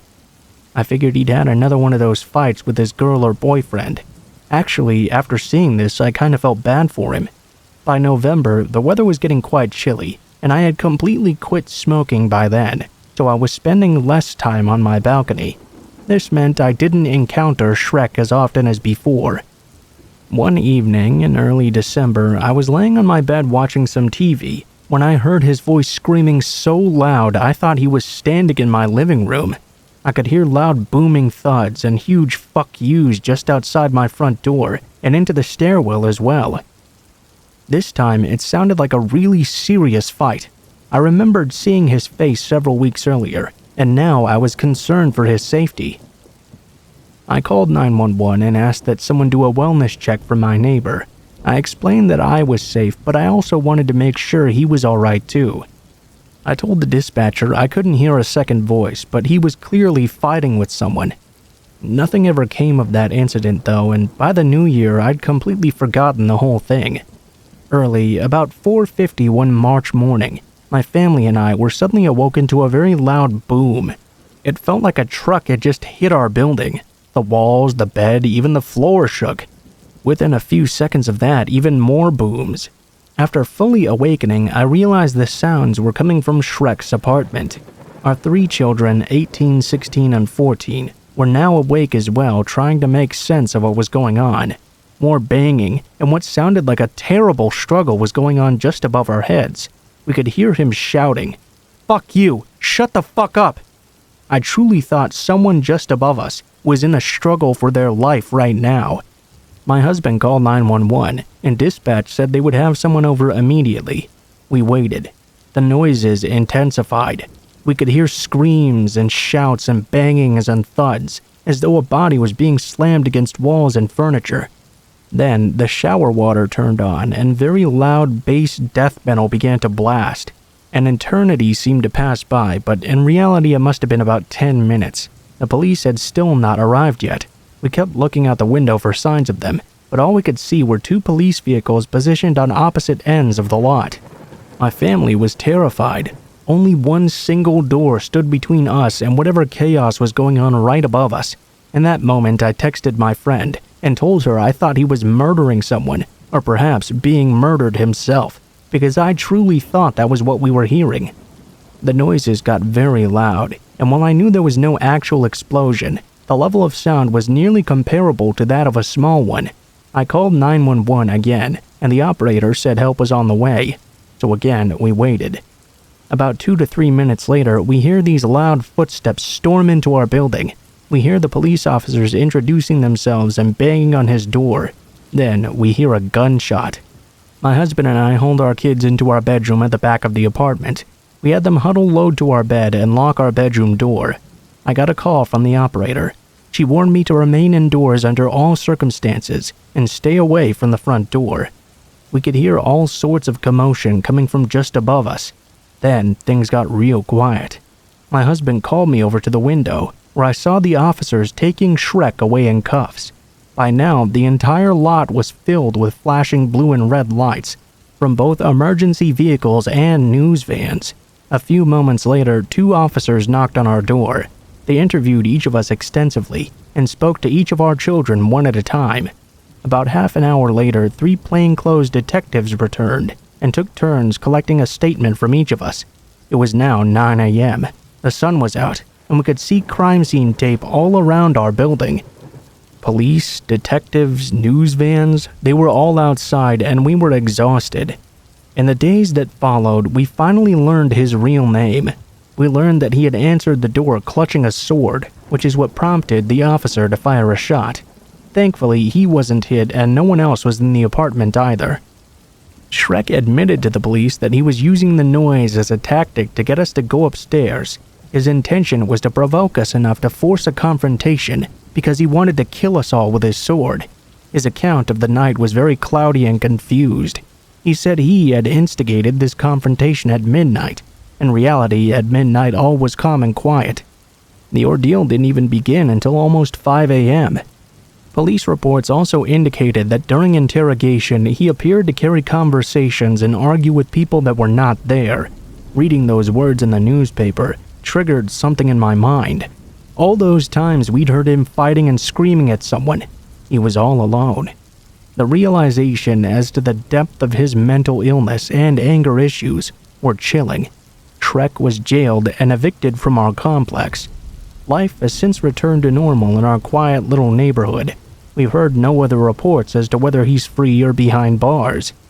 Wherever he is, though, I certainly hope he's getting the help that he needs.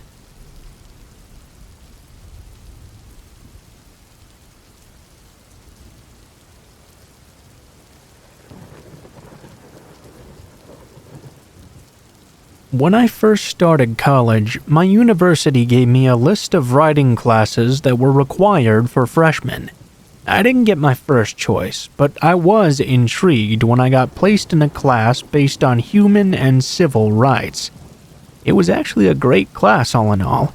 I learned a lot and even met Chloe, a girl I now consider to be my soul sister.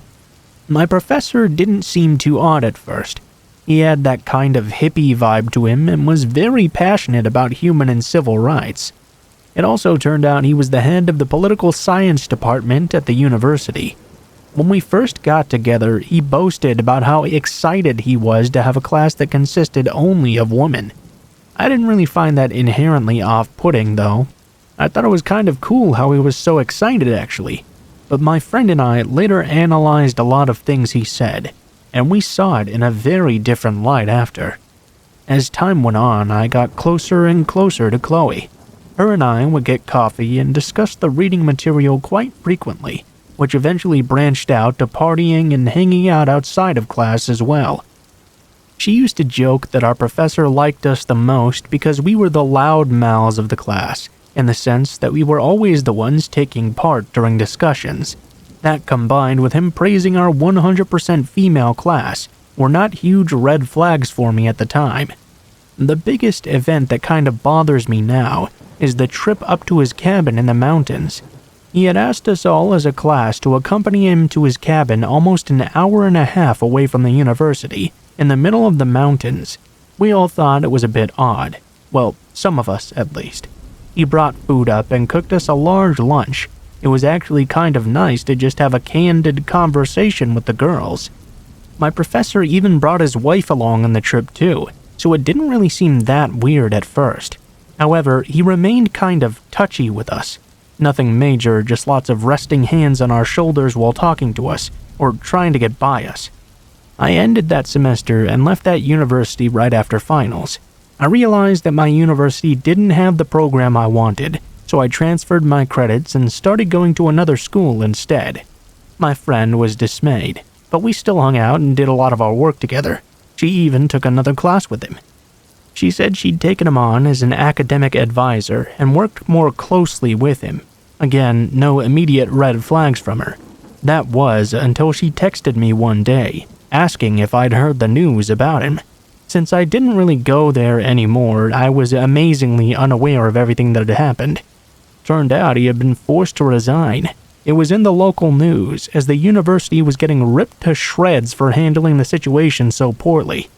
Apparently, there was a convention or event or something, and the school's political science department went. The president was a female, and I guess he asked her to meet him at his hotel room to discuss the next day's itinerary. When she showed up, he was not fully dressed, and invited her to wait while he finished getting ready for dinner. She hesitantly agreed, and as he dressed, he apparently told her he loved her in the same way he loved his wife, and wanted to be with them both because she was his soulmate. I'm not sure if his wife was in on this or what, but the student immediately reported the incident. Unfortunately, the university offered her a sabbatical, basically asking her to leave. Apparently, the professor didn't even deny this behavior in a hearing with the university officials. My friend and I got together, and suddenly all of his private meetings with her and I, inviting groups of girls to his cabin in the mountains, it all seemed a bit more off-putting. I always found myself to be a very paranoid person, and as I got older, I tried to shed those thinking habits. But now I wish I'd paid more attention, and maybe been able to intervene and say something before this poor girl was essentially booted out of school in order to protect its reputation.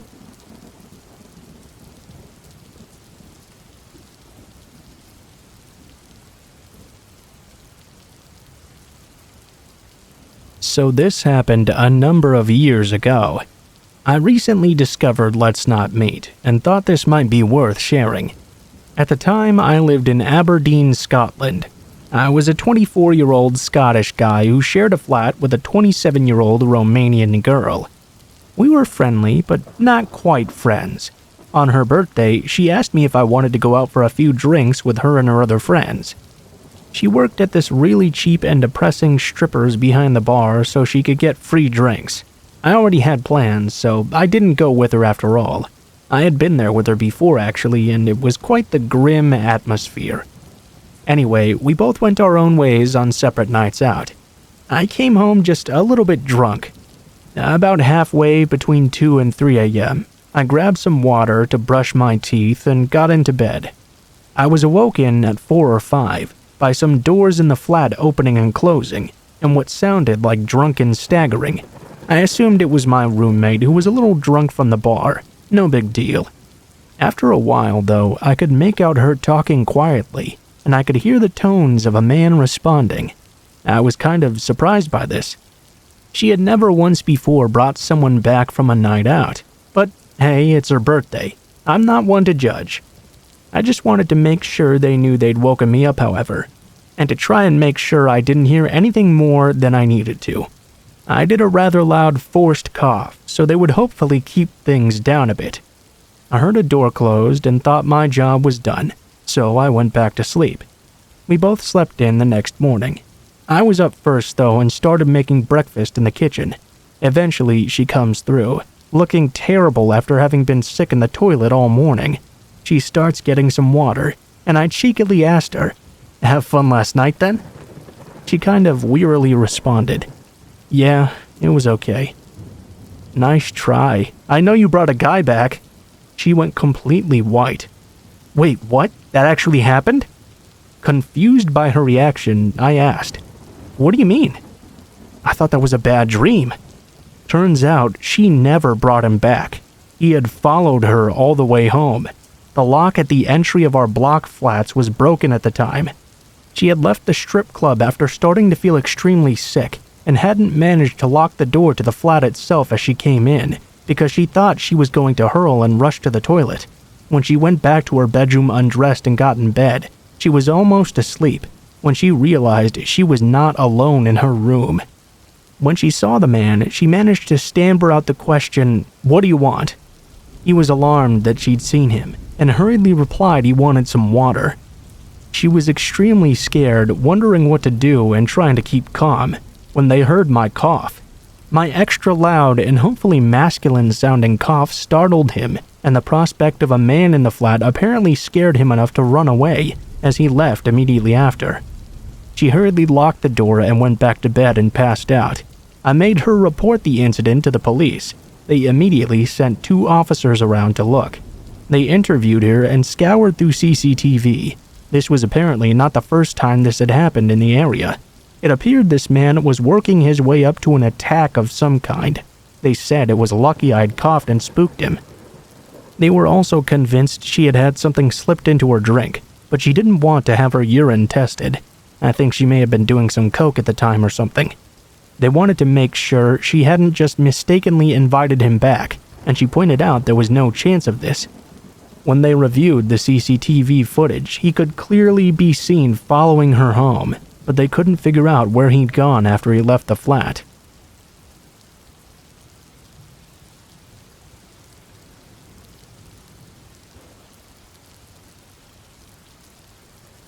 So a few years ago, a friend invited me to go to an anime convention with her.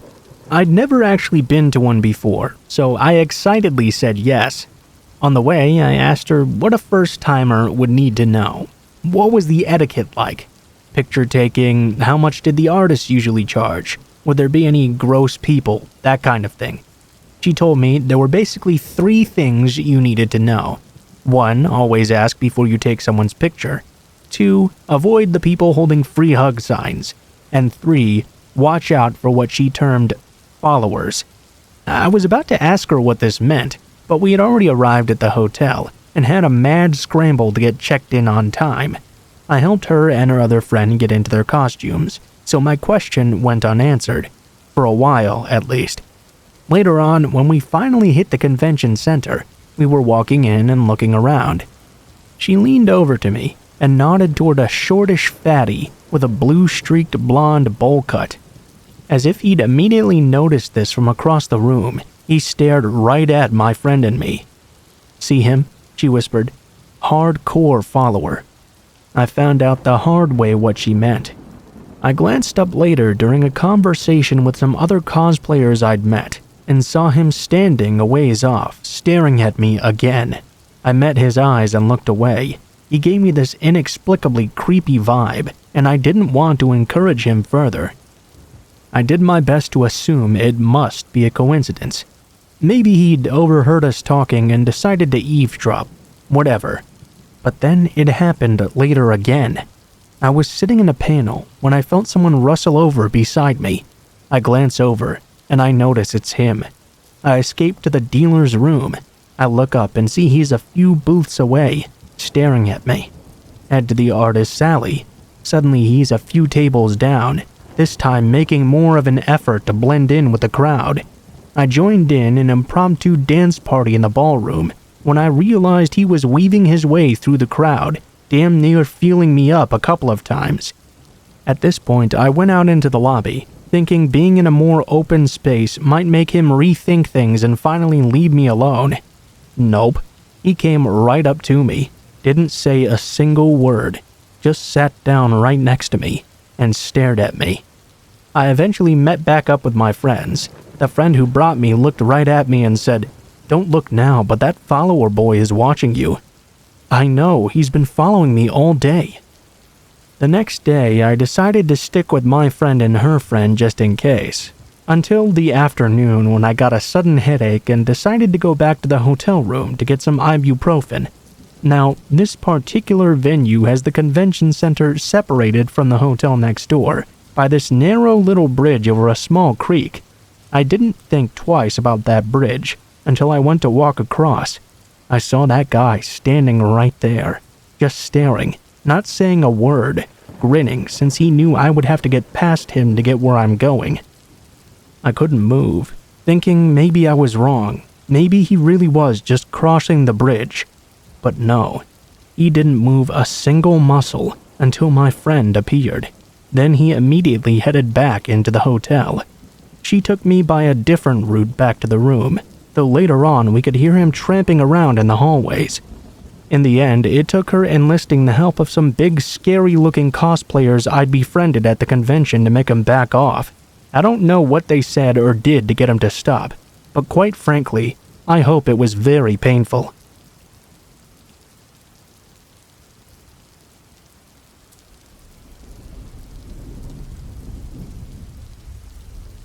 I've never posted anything here before.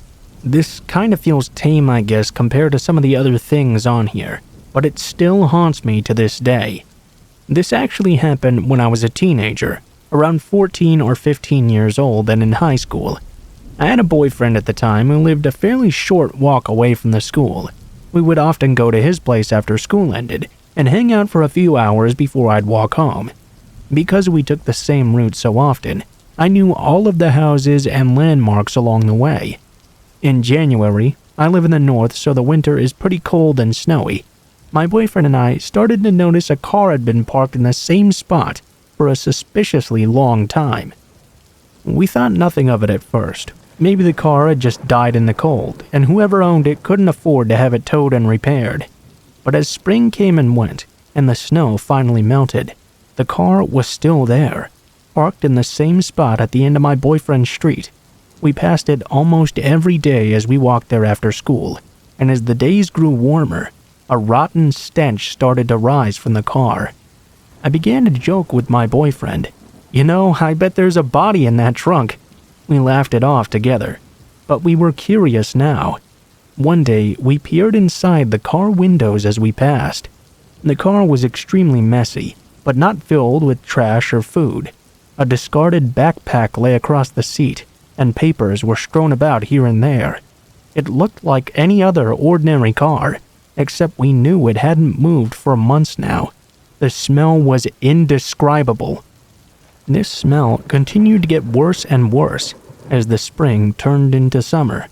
One day, when I couldn't come over for some reason, my boyfriend and his dad decided to finally investigate this car. When they did so, they found that the doors were unlocked and the keys were still left inside. That was pretty strange. They went around to the back and popped open the trunk. My boyfriend told me that a swarm of black flies immediately flew up from inside. That smell was definitely coming from the truck.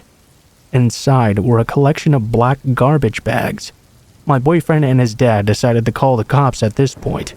The cops later told us that inside of those bags was rotting meat, cut into pieces. The first pieces they tested belonged to a pig, but a few weeks later, my boyfriend's dad got another call. Under that pig meat were the bones of a human child. Whoever left that car sitting unlocked with the keys inside was obviously hoping it would be stolen. It still gives me the shivers.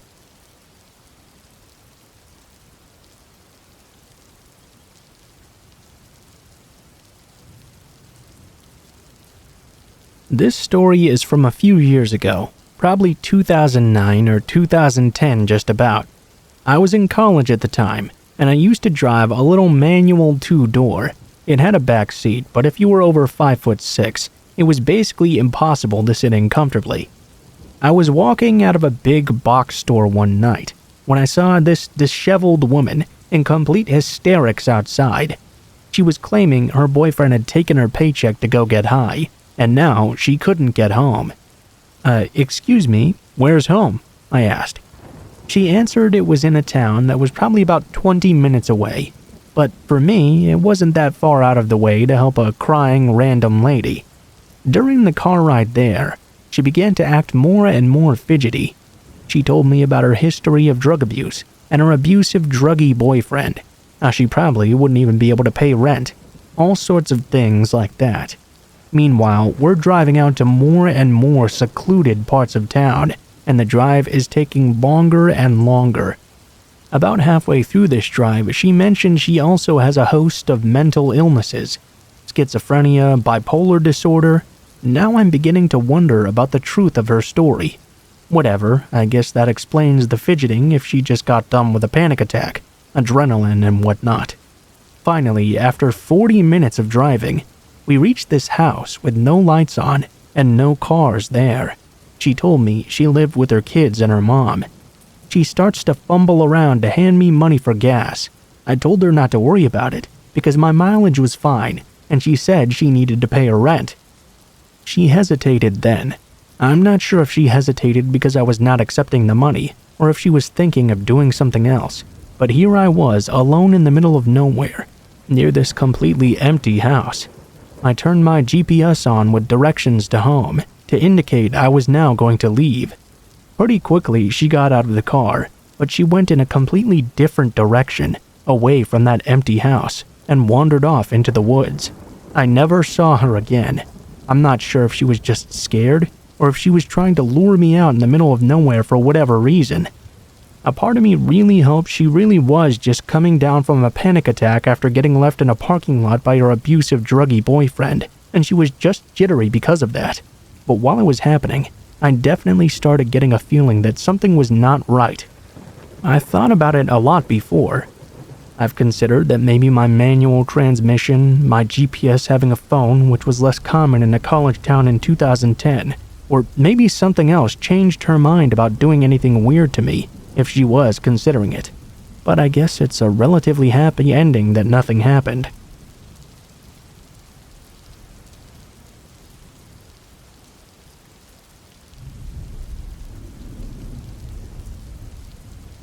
About 2 years ago now, I was driving home from a family reunion pretty late at night. The drive was about 2 hours or so. I didn't stay the night because I had to be back for work the following day. Most of the drive was on roads with dense bushes and trees on either side, the really creepy kind you see in a lot of movies. Anyway, I had been driving about 45 minutes, and I was starting to get really tired. You know how sometimes you just suddenly become really tired out of nowhere? Well, yeah, that's exactly what happened to me. I knew I was not going to last the drive, but I also didn't come across any place I felt I could park and safely sleep.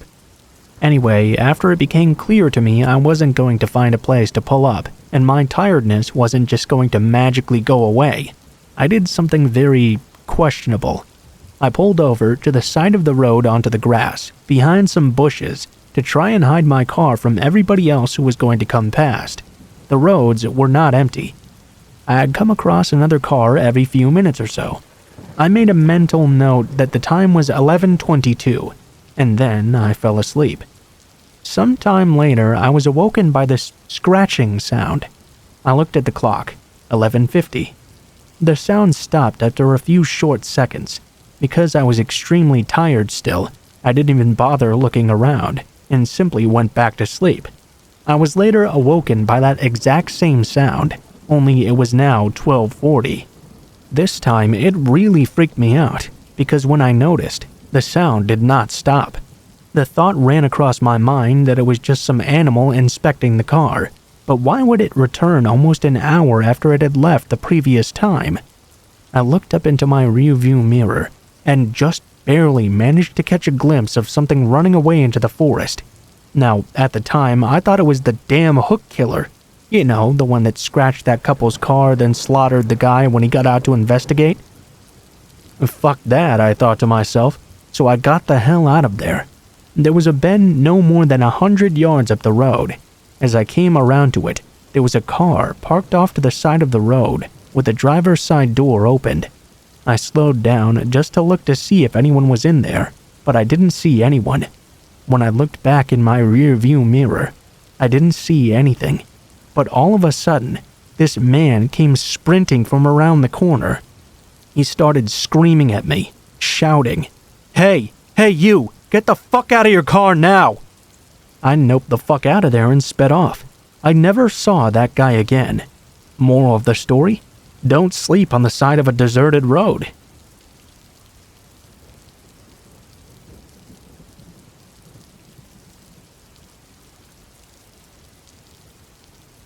I first want to preface this post by saying that I am someone who does suffer from an overactive imagination. I tend to see things that are just not there, or be very sensitive to certain noises. I tend to think this is due to me having Asperger's and move on, but this time was entirely different. I live on the top floor of an apartment that I rent from my family, where I live all by myself. It's nice to receive the independence I yearned for, and it helped me come out of my shell by getting back into exercise, cooking much more, and genuinely going about my day with a wider and happier stride. Now, I've always loved horror, as well as tabletop games. Although I'm a self-confessed coward, I tend to make a good impression with people I meet, thanks to years of growing, therapy, and helping me find myself. I moved into this apartment on winter of 2017. When moving, I noticed the apartment opposite to me was empty. I spoke to my parents about it. They said they never saw who used to live there, but whoever it was soon moved out and was never seen again, only to be visited by bailiffs, which had long since stopped coming. The place had already made me uncomfortable, as I had to face away from that door to unlock mine. The lock on my door was broken for a while, meaning I had to be very specific with how I unlocked it, or the key would end up getting jammed in the lock. Whenever I would turn away, I would always feel these eyes burning into the back of my neck. Looking behind me, I would only see the same white door, my eyes drifting up to the peephole. I once remember staring at that peephole for a whole 5 minutes, looking for any subtle change in the light. Now, I'm quite a big guy at around 250 pounds and 6'1", but that feeling made me feel like I was 6 years old again. Each time I passed by that door, to number 13, I could swear I could hear noises coming from inside. Footsteps, quiet arguing, even sometimes the door jiggling. Each time something like that happened, I could feel my soul dying just a little bit more. I would soon after catch myself, though, unlocking my door and entering my safe haven to get lost in books, video games, and other hobbies. At my job, I tend to work later sometimes if I need to speak to a team in America, or if I just can't face waking up early. I work for a large firm as an analyst, although I wouldn't want to get into too much detail regarding that, and since it was bang in the middle of winter, it tended to get really dark around 4:30 or 5. I would walk down the public driveway and look up to my apartment, only to notice that the blinds next door were shut. I didn't remember if they were always like that, as I had never focused on it before, but something felt immediately off, as if you were looking at a puzzle, only to notice the piece right in the center was missing. I climbed up the stairs leading to my door, lost in my thoughts. I was having a particularly bad time at work during then. Staring at the steps in front of me, I found myself on that same landing, but this time something was wrong. I could smell something was off. I immediately thought it was just rubbish from downstairs that had yet to be collected, but there was something different. The air felt heavier, almost tangible, as I approached the door. There was this smell of rotting meat I had never noticed before. I kneeled down by the door, letting my backpack to the side as I leaned against it. From there was that smell. My mind raced, as I could not immediately pin what on earth was causing it. I laid on my front and tried to look through the gap under the door, only to immediately start gagging, almost vomiting as I keeled back. I gripped the carpet, rolling away and knocking over a couple of things as I clenched my chest. It was like the smell of death. Have you ever smelt a dead animal? A fox on the side of a path that's rotting? You could see its rib cage slightly poking out as maggots writhe and squirm. It was that sort of smell. I stared through that gap in the door, only to be met by pitch black. I could have sworn that for a moment I saw something pushed to the side, but I couldn't bring myself to stay there any longer. I darted up and retreated into my room, calling my dad and telling him all about it. It wasn't too long after that, maybe a day or so, when I heard the building manager had gone into the property. And that was it. No one would say anything else about it. No one would tell me what happened, and when I asked, they refused. I saw this peculiar look in my dad's eyes when I tried to ask him about it. It beckoned me to shut up and accept that sometimes answers won't give you closure. I never found out what was behind that door, and I don't think I want to know either. I don't know if my mind is playing tricks on me when I get a nasty shiver racing down my spine whenever I look at that painted door, treating whatever was in there as a gentle facade, much like how some wear a mask to hide what's behind their own eyes. I sometimes swear I can still smell it, whatever it was. That's how strong the presence was. I still sometimes think that someone must have been dead on the other side, but I don't think I'll ever know, and I don't think I'll be looking either.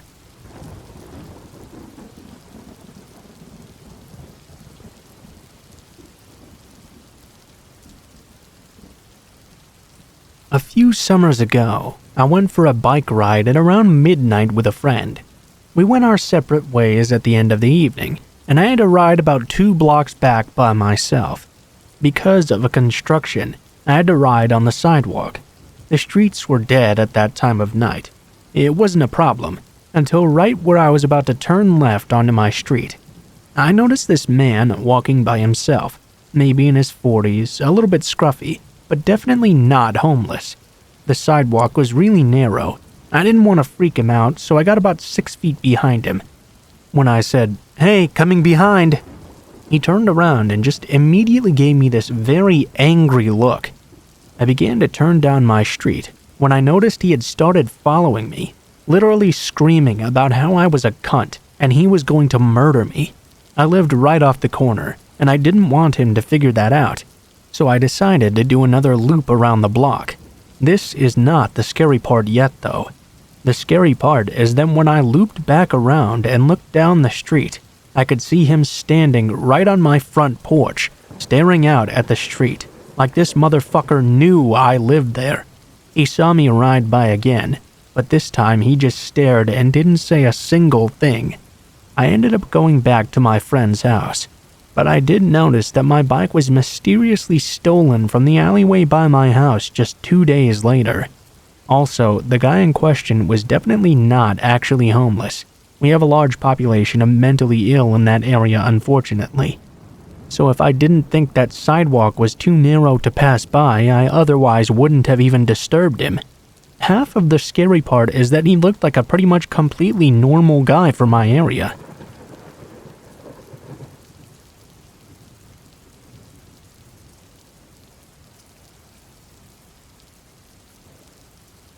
Okay, so this is 100% true. I'm 23 now, and this happened about 10 years ago, so I guess I was probably around 13 or 14 years old. Anyway, I used to skateboard all the time with my friends, Tim and Brandon. Well, one day we got done skating and decided to go to 7-Eleven to get some food and drinks before we went home. Remember, I was only 13 or 14, so it's not like there was any driving involved. Instead, we skated to the 7-Eleven, and we're planning on skating back home as well. Anyway, we buy our drinks and leave the store. We walk to the parking lot's exit and prepare to cross the highway. It was not very busy since it's a small town that we live in. While we waited for the traffic light to turn red so we could cross, I looked behind me to the 7-Eleven gas pumps. I noticed a 40 or 50-year-old man pouring gas into his white truck. He stared directly at me. Before I even knew it, he dropped the gas pump and jumped into his truck. He slammed on the gas and sped straight at my friends and I. He just barely missed us, but he grazed my arm and knocked my skateboard out of my hand. My friend Brandon screamed, "What are you doing, you fucking dick?" as the man peeled out and sped into the parking lot right next to 7-Eleven. I swear to God, he even drove through a ditch and tried to run us over again. This is where things got really bad. The three of us started running away at full speed, across the highway and toward the local library, which was 2 or 3 blocks away. We were about 1 block away when I looked back and saw that maniac speeding towards us, full of rage. Brandon and Tim managed to run up to the library doors, while I wouldn't make it, so I ran towards the woods. It was Sunday, so I knew the library was closed, and there was a trail in the woods which led to my backyard. Meanwhile, this maniac peeled into the parking lot and jumped out of his truck. I looked behind me briefly before escaping into the woods, and saw him either grab a shotgun or a crowbar. I was pretty far away at this point, and I was freaking out as well, so my vision wasn't exactly great. From the bed of his truck, I ran all the way home. When I finally got to my street, my neighbor, Tim's dad, told me to get in his car because we had to go to the video store, which is where Tim's mom worked. When I got there, I found Tim and Brandon. They had run to the store after realizing the library was closed. There were also 3 cops as well. A minute later, my mom came in crying her eyes out because Brandon and Tim told her they didn't even know if I was alive or not. Every single person there thought I had been captured. Tim told me he'd seen the guy running after me into the woods, which is scary because I thought the maniac was chasing them, not me specifically. Anyway, he was never caught, and I spent the next 5 years worrying about every white truck I ever saw. I forgot the most scary part too. My town is small, but it's not empty. There were plenty of people around while this was going on. I felt so helpless, running for my life while there were at least 100 people around not doing a thing about it. To be clear, we didn't do anything to provoke this man at all. He just tried to hit us for no reason, and that's fucking scary. Sure, Brandon called him a dick, but that was after he already tried to kill us. We were good kids just trying to walk home, and we almost died because of it.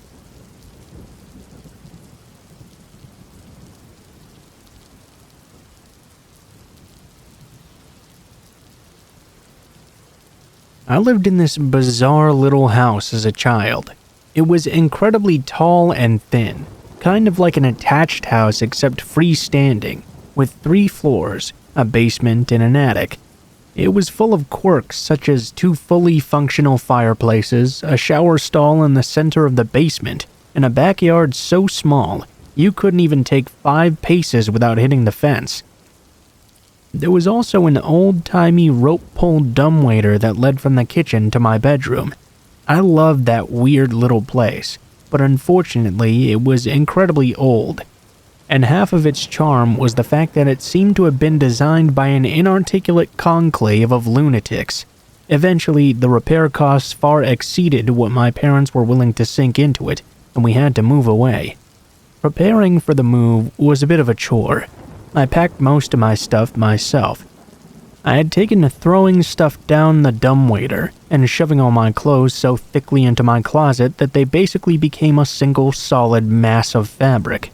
While clearing that closet out, in fact, I came across a feature I had never noticed before. I noticed an attic entrance in the roof. Being an adventurous kid, I opened it right up. I stood on that closed brick and began my first and last exploration into the topmost part of our weird little home. The first thing I immediately noticed was that it wasn't as dark as it should have been. The place was strung with old red Christmas lights, which still burned with leftover incandescence somehow. A dozen little cracks and holes peeped down into the bedrooms below.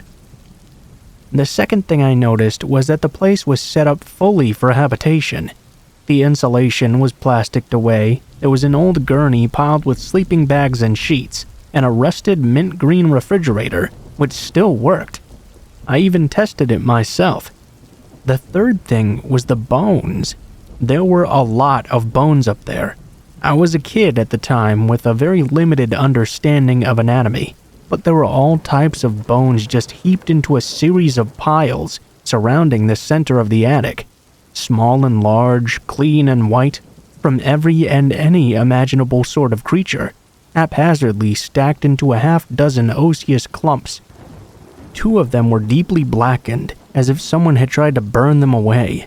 The walls nearest to those blackened piles were scrawled in dark bone char messages. Mostly they were just smears, but the word sorry was repeated over and over again.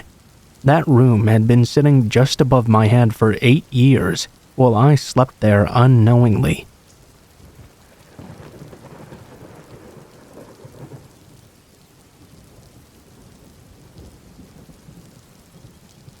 My story goes something like this.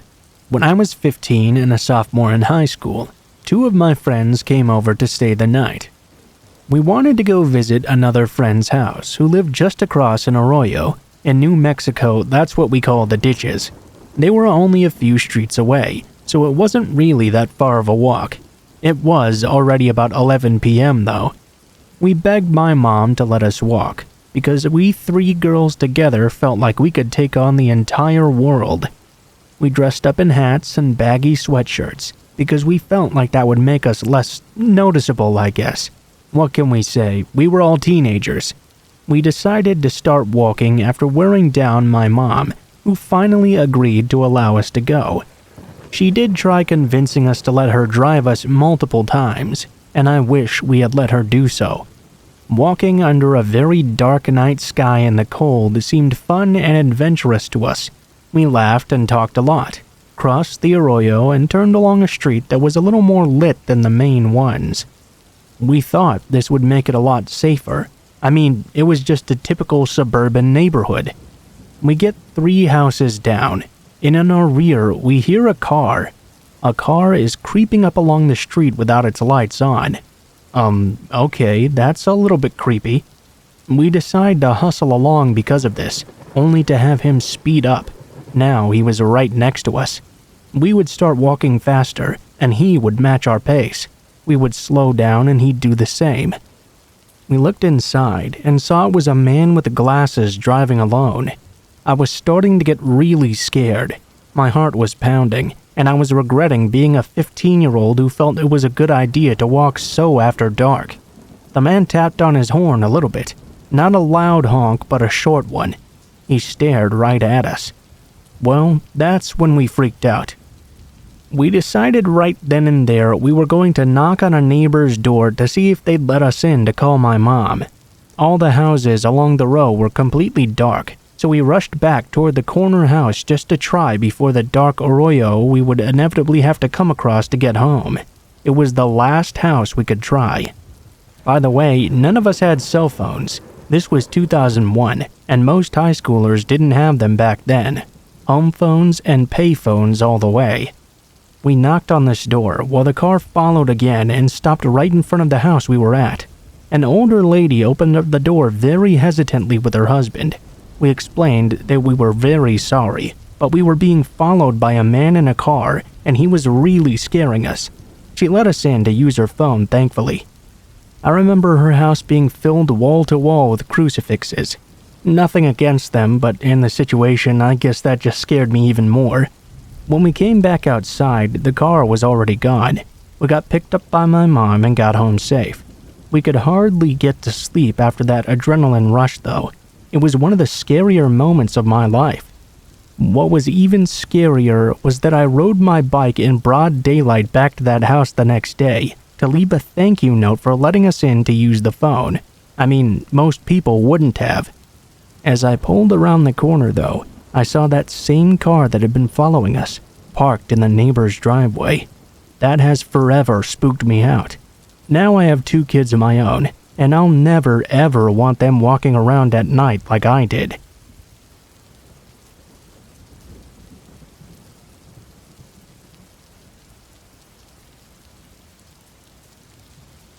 For the last year, I've been having to go to the laundromat at least once a week due to not being able to afford a new washer and dryer up front. It's never really been an issue until a few weeks ago. I went in one night just as usual, and there was an older gentleman already sitting there. I had never seen him before, but there aren't really same people when I go usually. At one point, I heard him begin mumbling to himself, but there were plenty of people around then, so I wasn't really worried. I walked out the door to my car. He was sitting at a table with his head down. When I got around to the driver's side of my door, I looked up, only to see him standing at the laundromat door, staring right at me. I froze because I was so startled. I even sent my husband a text with a full description of him, just in case. Nothing happened for a while, though. Last week, I was there with my oldest son. The same man was there wearing the same outfit, so I started to wonder a little bit. We were the only three, and my laundry was the only ones being done at the moment. It clicked that maybe he was homeless, and he came in at night to stay warm or something. I left a couple of dollars by the vending machine, and when I was leaving, I heard him getting change and getting a snack. A couple of nights later, I had to go again to wash blankets, and he was there again. After the first occasion, though, on these two, I didn't get any further weird vibes from him like that first night, so I wrote it off as a coincidence and decided he was pretty harmless. Tonight, I had to go with my 3 kids while my husband was helping a friend at his house. When we got there, no one was there but us. We were sitting at the front of the place. My laundry was in the washers at the back, so I went back there to check the washers. I saw it was almost done. I continued around the corner to grab a basket, only to see the homeless man standing right there. I jumped a bit because I hadn't heard anyone come in, and he was definitely not there when we had walked inside. I continued past him and walked up to the other side to where my children were sitting. At this point, I could hear what the man was saying to himself.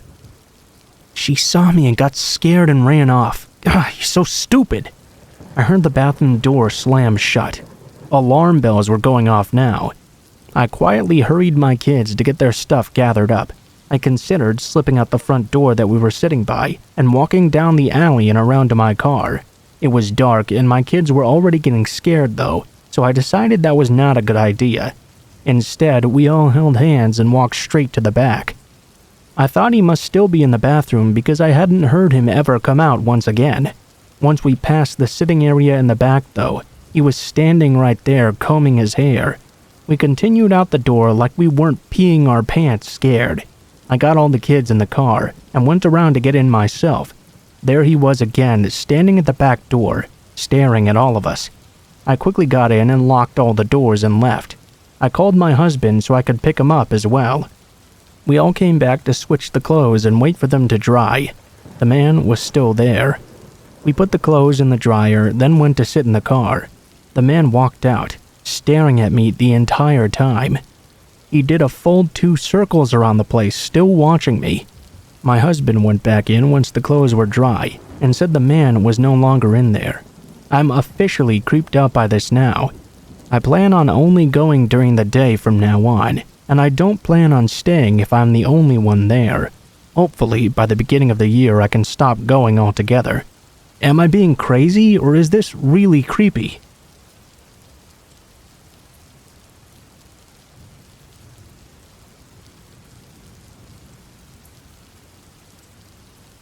This is going to be kind of long. I worked at a local coffee shop as a barista a few months back for about 7 months. I was 19 at the time. Currently, I'm 20 now. My coworkers knew about Gregory, but never paid him much mind. He had a big scar or birthmark on the entire left half of his face. Sometimes he carried around a radio that only played static. He would intently listen to it. He was known to hold up these crazy "the world is ending and you're going to hell" signs as well. He was homeless. He would buy these espresso shots with so much honey and just lick the honey directly out of the cup, which was always so gross and unsightly. But he had never been mean and really didn't bother anyone too much. He just really came off as kind of weird with how he spoke and what he said. He was all kind of all over the place.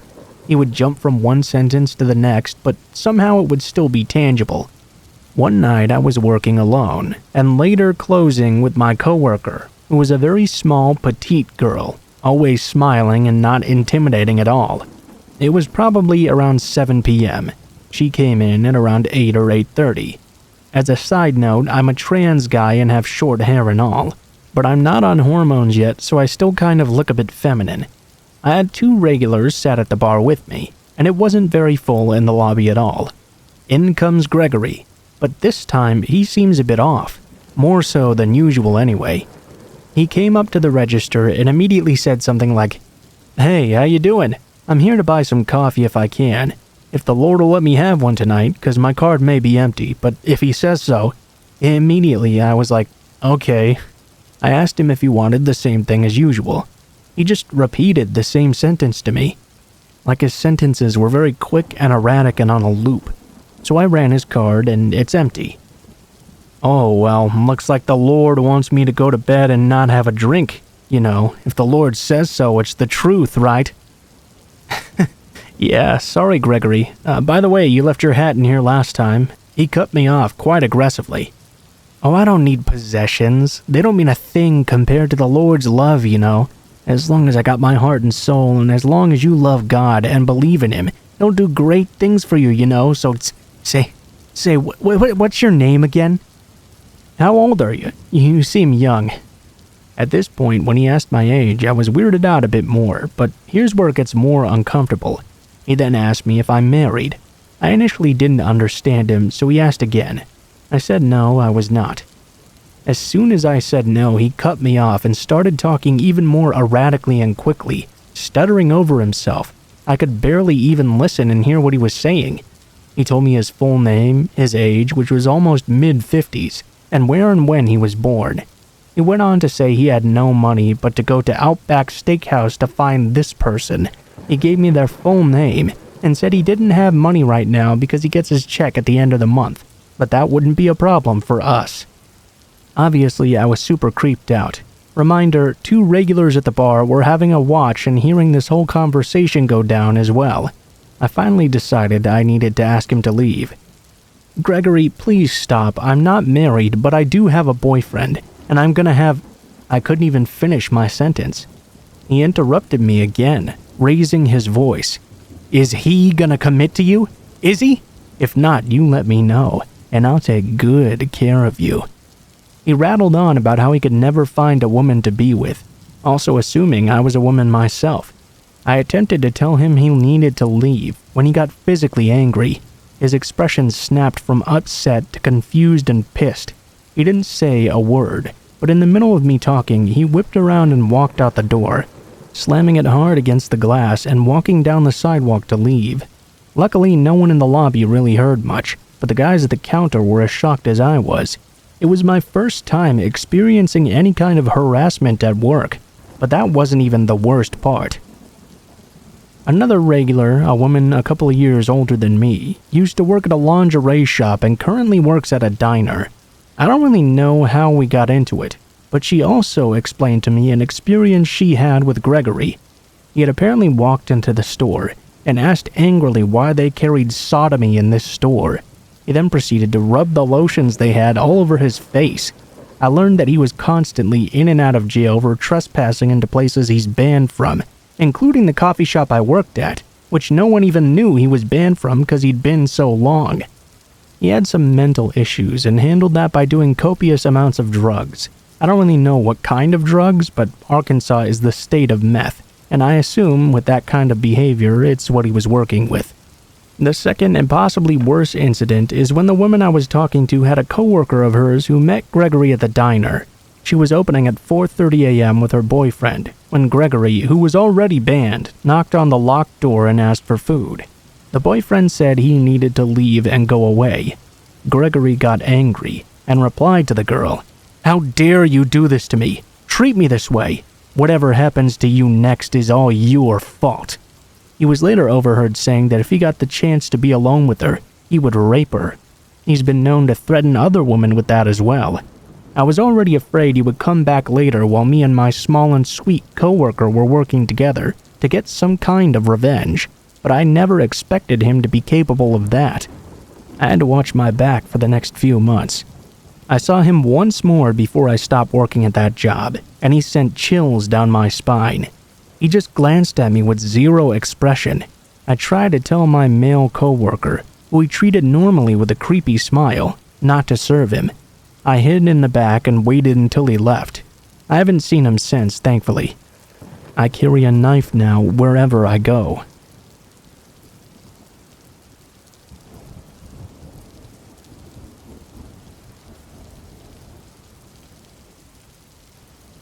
Alright, so this is something I've been wanting to post here for a while, but I was too lazy to get an account. When I did, I was too lazy to write it out. But alas, I'm stuck in a bus again with 40 minutes of time to kill, and no music on my new phone. This story happened to me in June. Our school exams start around June 20th every year, and, well, I chose not to do math the entire year and study hardcore for the last month. Our school is a private school that I can't afford without a scholarship, so I had to have good results on these exams. I got myself a tutor, who was also my best friend's mom. I spent basically almost every day at their place, which was on the other side of our small city. I live in Armenia for context. We're a poor second world country, so our public transportation kind of sucks a bit. A taxi is also very expensive. The minimum from our place to theirs is about 1,000 drams, which is $2, but more like 15 to us. I had to take crappy minibuses for 40 minutes every time just to go there and come back. Now, until then, my experience with public transportation had actually been pretty mild. I'm a girl, which, if you're not an ogre, results in at least a small amount of unnecessary attention. But you get used to it after a while. Nothing too worrying. I would get hit on once or twice and stared at quite a lot, but it really didn't bother me very much. I got away most of the time because of my chronic bitch face. I looked like the most unapproachable person on earth, let alone the bus or the station. So when this event happened, I was beyond shook. On this particular day, I had to stay longer than usual. It was 4 days before the exam, and I was extra panicky. I should also note that I looked like absolute shite. My hair was greasy in a bun. I was wearing this huge hoodie and sweatpants as well. Not saying it's a horrible look on anyone, but for me in particular, I looked like a potato sack with a head and an onion on its head instead of hair. I got out at around 8:30, and it was getting quite dark. When I got on the bus, it was full-on dark, and the bus was entirely empty. I was sitting on the first seat next to the window, the left one. As I said, I was the first passenger here, so 2 stops later, 3 men got onto the bus. This dude, who had the full ability to sit anywhere he wanted, sat right next to me. I didn't really give it much thought though, because, it's the first row seat. Maybe he just wanted to sit somewhere close. The 2 other dudes sat in the front next to the driver's seat. We drove for another 2 stops before a girl got on. The man got up and moved to sit behind us, and the girl sat next to me. He started talking to her and she seemed quite uncomfortable, although she did giggle along. On the next stop, he moved to the singular seat next to the right window. Now, this is where the first red flags came on. He turned to our side full body and continued talking to her. "Hey, pretty girl, were you getting off here? Maybe with me?" She kept saying no and giggling uncomfortably. At this point, even the driver himself was side-eyeing this dude. A stop later, she gets up to pay. He touches her thigh. She turns around and yells at him to stop. The driver turns around and calls him a son of a bitch and tells him to sit back and not move until he gets off. Kudos to the driver, honestly. Shit, like this is common bus culture. Happened a couple of times to me and nobody ever said anything. Regardless, she practically jumped off the bus and sped walked away. My heart was racing at this point. I know it would have been noble of me to protect her, but I honestly couldn't. I was scared of this dude and I wouldn't have stopped him myself anyway. It was 9:45 by now and the streets were emptying. I had my headphones in but turned the music off because, fuck, I was scared of this dude I was alone with. No one was with us but an old man, the driver, and one of the dudes from earlier who was now deep asleep. That's when the man turned to me. "So, how old are you even?" I didn't answer and pretended I didn't hear him. He didn't ask again either. I was facing away from him, looking out the window. Against the back of my neck, I could feel the flash of his camera. I turned around and saw he was holding his phone at me. He was grinning and looking at me as if I was his best friend whom he'd just pranked or something. I didn't say anything and continued to look out the window. At this point, I was full-on panicking though. I opened my bag as casually as I could and mentally screamed at myself. Turned out I'd left my pocket knife at my friend's earlier that week and had forgotten to take it back. Instead, I took my pencil out and quickly put it in my pocket. I could see another flash come, this time with the camera click too. I literally dialed in 911 and sat there. I didn't call it, I just put the number in just in case, and texted my friend. I could see he was typing something. We got to my stop, and I didn't ask for the bus to stop until we were right next to it. The second it was about to pass, I basically screamed at the driver to stop. He quickly peeled to a halt, and I got off real fucking fast. The man didn't even have time to get off after me, as the driver drove off as soon as I'd left the bus, probably because he realized what the man was going to do and didn't want him to follow me. I still don't understand why anyone would need a pic of me. I don't want to, especially not then like that. A couple of days later when I was at that bus stop, now heading from my place to my friend's, I saw that guy again. He tried to talk to me once more and asked me how old I am again. I promptly told him it was none of his business and walked away. He did try to follow me this time, but I walked into the local pet shop. I knew the owner after 6 years of being their regular, and she told him very strongly to fuck right off. I never saw him again after that. I still don't really get it, but for fuck's sake, I really, really never want to see that guy again.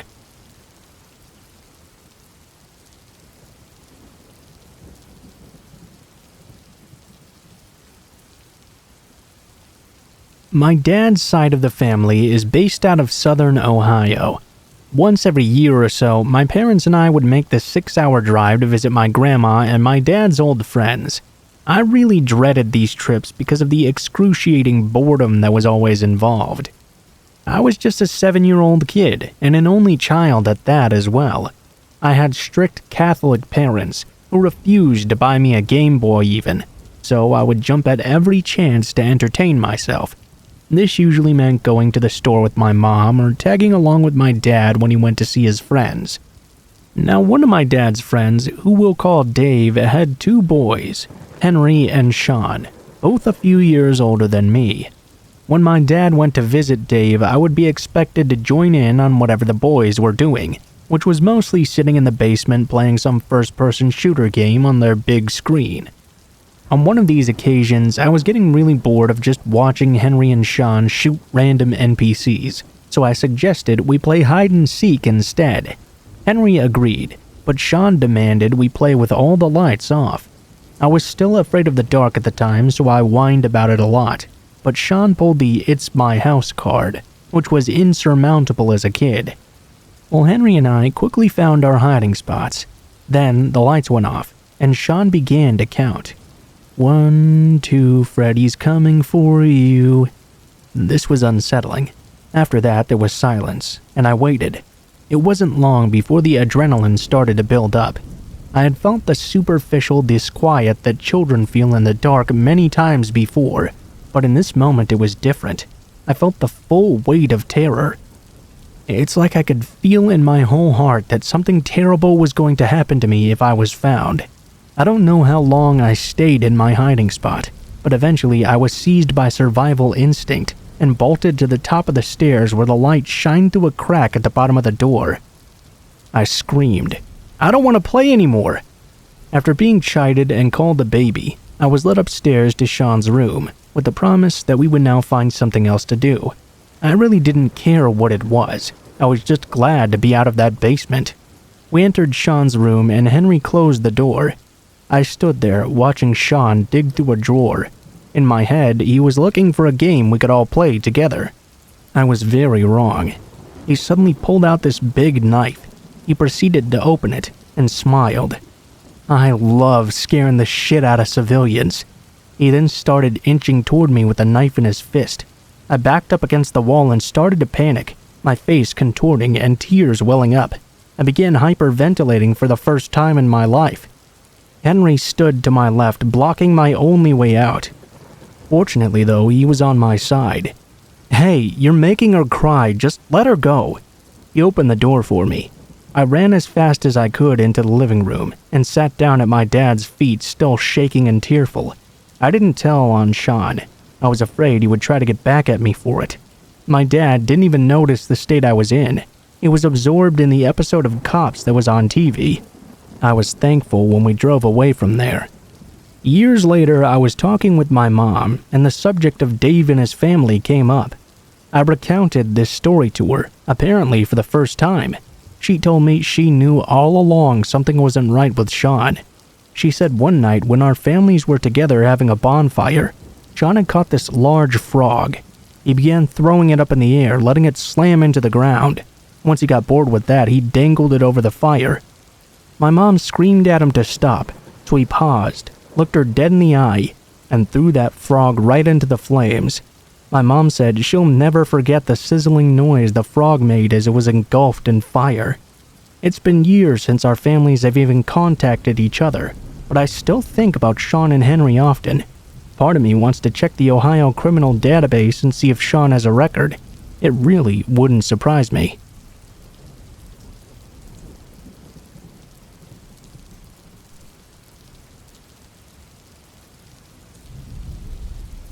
Her name was Alice, a short, white Wisconsin girl with wavy brown hair and an ever-present Packers jacket. She liked pad thai and Joseph Gordon-Levitt. She gushed over black and white movies. She couldn't dance if her life depended on it, and she caused one of the most terrifying years of my life. Whoops, am I right? I was heading to this weekly improv show, but my friend, whom I usually hang out with, was out of town, so I posted an open invite on a university Facebook group.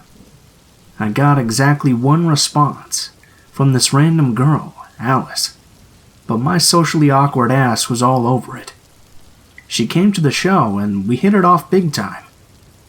Cue the coffee meetups, the Netflix binges, blah blah blah. We started dating. Life was pretty good for a while. Then came the first messages. A lovely series of blurbs from a man named Eric. His profile picture was a skinny guy in thick-rimmed glasses with a hoodie and a beanie, his tongue sticking out of his open smile. For now, what's important is this spattering of angry Facebook DMs I suddenly received from this man I had never met, detailing why I'm not a good boyfriend, and that I'm hurting Alice, and how I just don't understand her like he does. I was a bit annoyed, but mostly confused. I talked to Alice about it, but she just hand-waved it away. "He's a jerk," she said. "I don't hang out with him anymore." It wasn't the most satisfying explanation, but aggressively jealous guys aren't exactly an anomaly, so I just blocked him and thought that was the end of it. A few months passed by. Summer came and went. Alice had plans to study abroad, so when I came back to school, she was already halfway across the world. It was only a few months, I thought. No big deal. Over those next few months, though, I would become Facebook acquainted with a myriad of strange individuals. There was Leia. Her Facebook profile was just the ordinary Facebook silhouette icon. She sent an array of messages justifying Eric's anger, reiterating that my relationship with Alice was unhealthy and toxic, and that Alice and Eric had a much better history. She also included a blurry photo of a girl sitting on top of and making out with the skinny guy. Both of their faces were obscured, but Leia swore it was Alice and Eric from some time during the summer. Then there was Nick. Facebook pic was a guy on a skateboard in front of a sunset. He readily admitted that he had feelings for Alice, but made clear that neither he nor Eric had any right to be upset about her not being with them. He said that Leia and Eric were liars, and he'd try to set them straight. Relative to the others, he seemed semi-okay, but he let slip a few really bitter-sounding messages. He sounded like a loose cannon, always on edge. Then there was Hannah, a Facebook pic of two silhouetted girls in front of a sunset. She showed up after I blocked Leia. She claimed to be a childhood friend of Alice and started the same old "your relationship is bad" bullshit. Chris, a Facebook pic of a white blonde boy in sunglasses. Very elusive. He would send one cryptic message every once in a blue moon, and he'd never reply to any of my messages. Mark as well. 2 pairs of feet, one male and female. He apologized for the actions of the others. He tried to fill me in on all of the group's dynamics and history. In the physical absence of Alice, he offered to meet me to talk. Like an idiot, I agreed. We set a time and place, but he never showed up and I never heard from him again. Then there was Sarah, and David after that. There were so many of them. This was all spread over a period of time. Usually I blocked or stopped hearing from one person before hearing from another. Digital harassment after digital harassment, with some vague threats sprinkled in. Meanwhile, Alice was extremely difficult to get a hold of.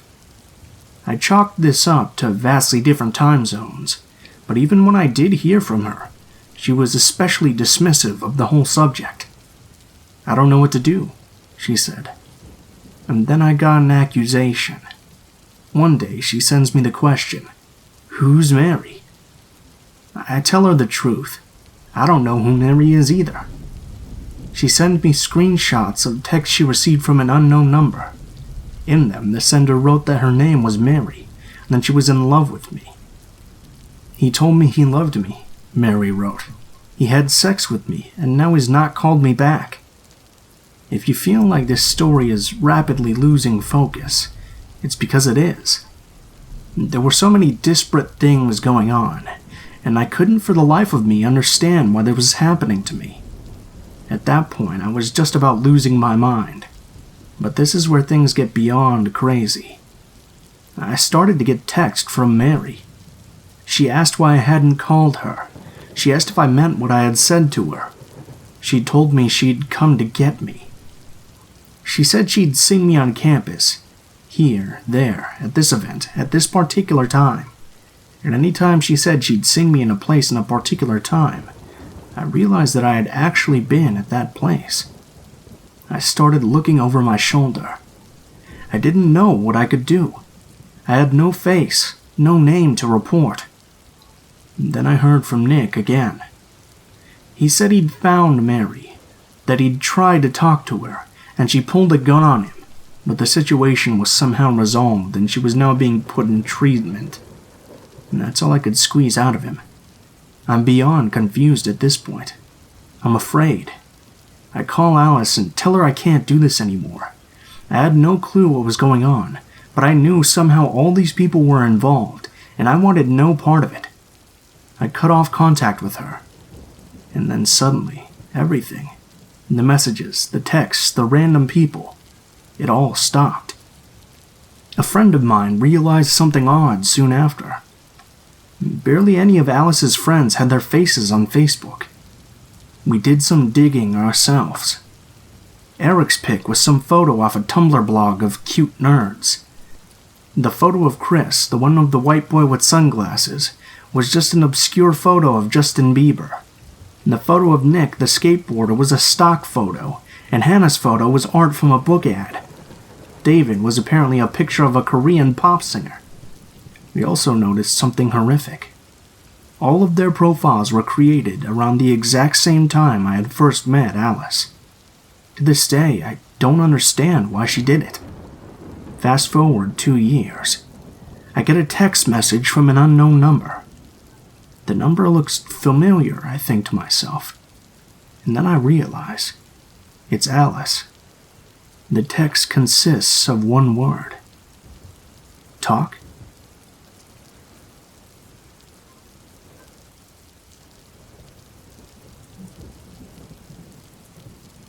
I was telling a friend my story of once having a stalker, and she referred me to this forum. This happened years ago today, but still affects me to this day. I apologize for the length ahead in advance, but I feel like I have to tell the whole story. The summer after I graduated from high school, I was still living at home. I was up late one night and was packing for a camping trip with my friends. It was unbelievably hot and had the window open as I sat in folded clothes. It was around 2 in the morning, and the next thing I knew, there was a hand coming through the gap in the screen of my window. I screamed, and the hand flew back out. I was stunned, but there was a part of me that wondered if this was my younger brother pranking me.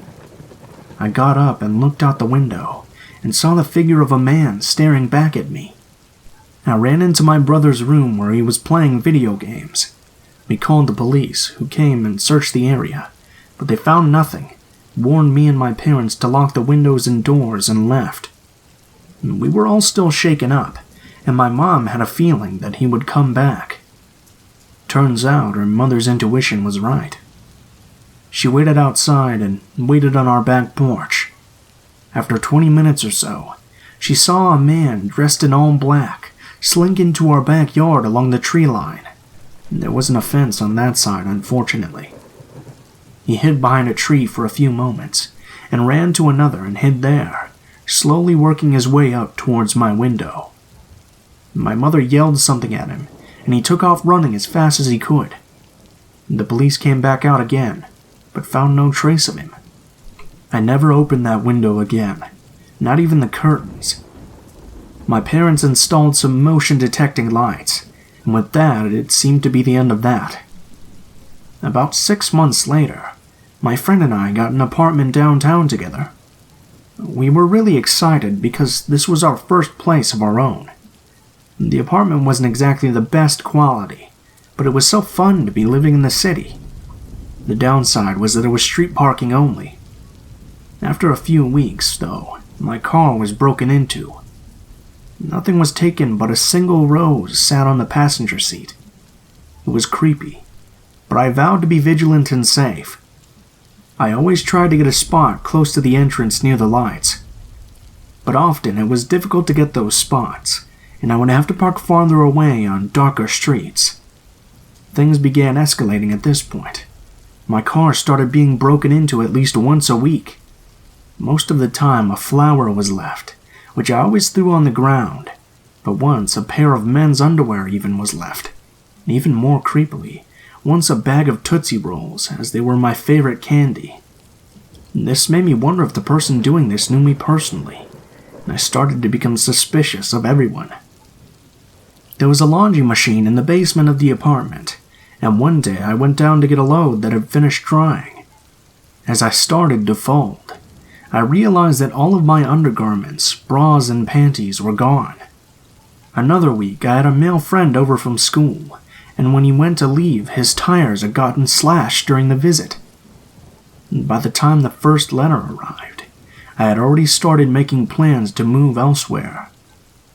This letter described a love for me that had been going on for years. He noted things that proved he had been watching me very closely. I was able to arrange another friend to take over for my lease, and I moved in with another friend on the opposite side of the city. It was a secured building, and had an underground parking garage that was only accessible to tenants. I felt much more secure, and the extra money spent was well worth the peace of mind. Things were quiet for a few months, but then my roommate got a boyfriend. Most of us were wary of Ashley's new boyfriend from the beginning. For one, they had met on MySpace after he reached out to her. Another reason was that the new boyfriend, Matt, was extremely good-looking, and while Ashley was a wonderful person, she just wasn't the type you would typically expect someone like him to date. Ashley was thrilled. She had never had a boyfriend and really felt like he was her Prince Charming. I, though, thought he was weird and creepy from the beginning. Matt was on the quiet side, and always seemed to be sporting an uncomfortable, leering smile.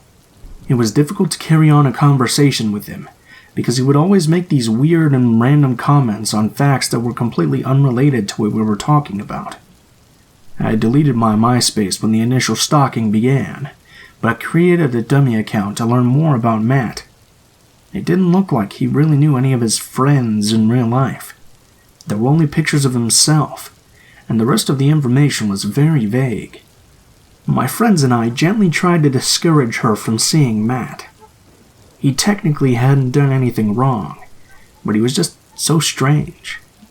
She would immediately get defensive and would shut the conversation down. Matt started to spend more time at the apartment, and I found myself finding any excuse I could to avoid coming home. One day I came home from work and found Matt on my couch alone, drinking a beer. Ashley had been called into work, and she had told him he could just hang out. I was furious with her, because I didn't want to spend any time with him, so I grabbed a beer and a snack and headed off to my room and shut the door.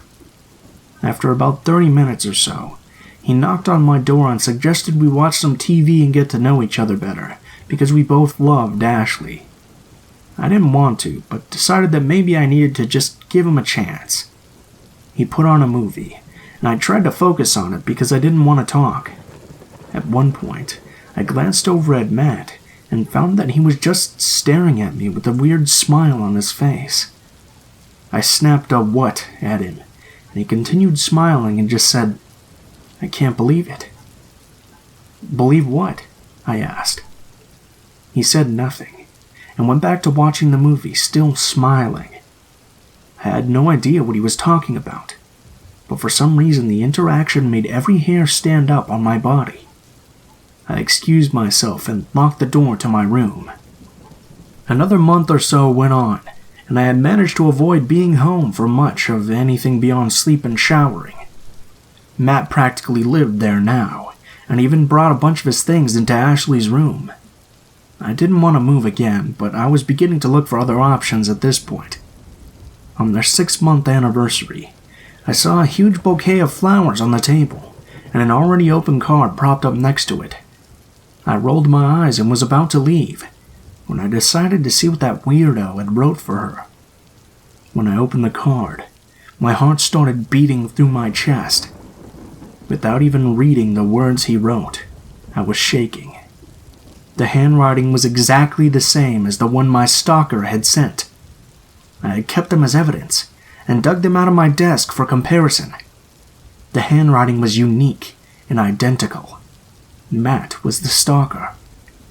I called the police first. As they were on the way, I called Ashley and asked her to come over. She was at work, but said she would be there when she could. I was terrified to tell her, because I knew she would be shattered. The police took a statement from me, and actually went to Ashley's work to get more information from her, and they ended up breaking the news. Apparently, Ashley called Matt and left a furious message, even though the cops told her not to say anything, and he completely disappeared after that. There was no Matt, nor anyone matching his resemblance at the place he said he worked. Ashley had never been to his apartment, because he had been staying with friends while trying to save money for a trip to Europe. His family lived out of state, and she had never met a friend of his because he claimed they had had a falling out because he was choosing to spend too much time with Ashley. It was all lies in the end. She was dating a stranger. We don't even think Matt was his real name. The cherry on top of this whole thing was when we went through Matt's things. He had left everything when he had disappeared suddenly, and Ashley and I decided to go through it all. There was a duffel bag that was full of gym clothes. But in one of the compartments, there were about 10 photos of me.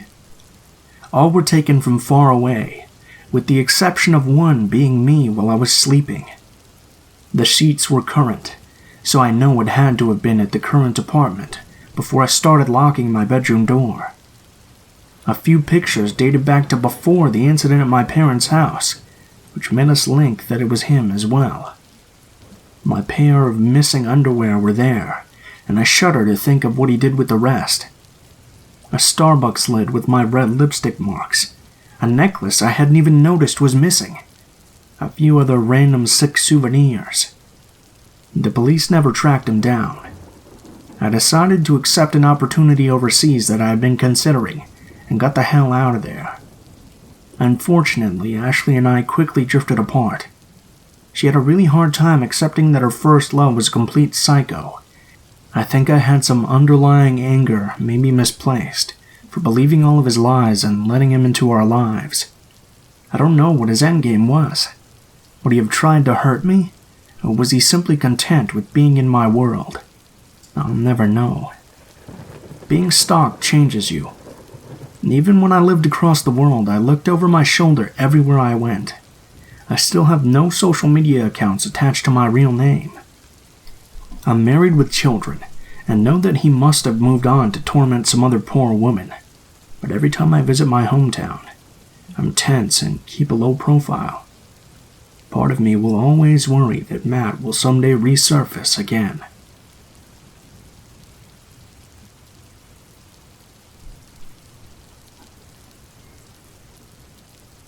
It was winter of 2015, and I was working at a doctor's office in Branson, Missouri.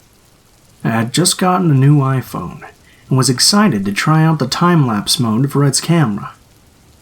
On my drive home from work one early evening, I decided to stop and capture the sunset over Table Rock Lake. It was a gorgeous evening, and the winter sun would be setting soon. I parked my SUV at a state park entry point parking lot, and mine was the only car in sight. But that didn't really alarm me.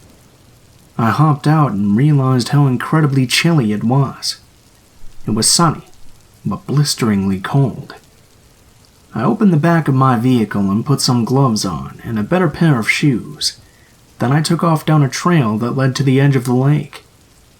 I'd noticed the Branson Belle showboat slowly making its way across the lake for its sunset voyage, and I thought it'd be neat to capture it in the time-lapse.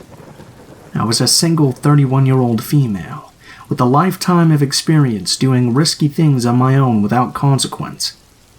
The path down to the water was marked with large rocks on each side. I was in a hurry to get down to the shore, and get into recording position. I lost my footing and fell down hard. My head rested on a pointy-shaped big rock that I think would have knocked me out, had I not managed to literally stop the impact at the moment we collided. My knee and one of my hands stung badly. It suddenly hit me how stupid this was, because no one knew where I was, and I had nearly incapacitated myself on a vacant trail in freezing temperatures, with it being minutes from dark nonetheless. As I sat there recovering from my fall, I decided I was close enough to the shore that I'd just film right there where I fell. I was soon about to find out that falling down was the least of my worries that night. "Hey, can I borrow a light?" I nearly jumped out of my skin. I turned, and there he was. He was standing about 20 feet behind me. I replied to him that I was sorry, but I didn't have a lighter because I didn't smoke. "I saw you getting out of your car up there. You have a real nice ass." Where had you been? There seriously wasn't a soul in sight when I parked and headed down the trail. This next part you might find hard to believe, because I myself can still not grasp that there are people out there like this. But his fourth sentence to me, within less than a minute of appearing, was, "Do you want to fuck?" I knew I was in a lot of trouble. No one would hear me if I were to scream. Sure, the Branson Belle was out in the water, but it was several football field lengths away, and I'm sure I was invisible to them. They wouldn't hear me over the sounds of the massive ship anyhow. Without missing a beat, I told him it was too cold to do it outside, and we should go to my car to do it. I pretended to be interested.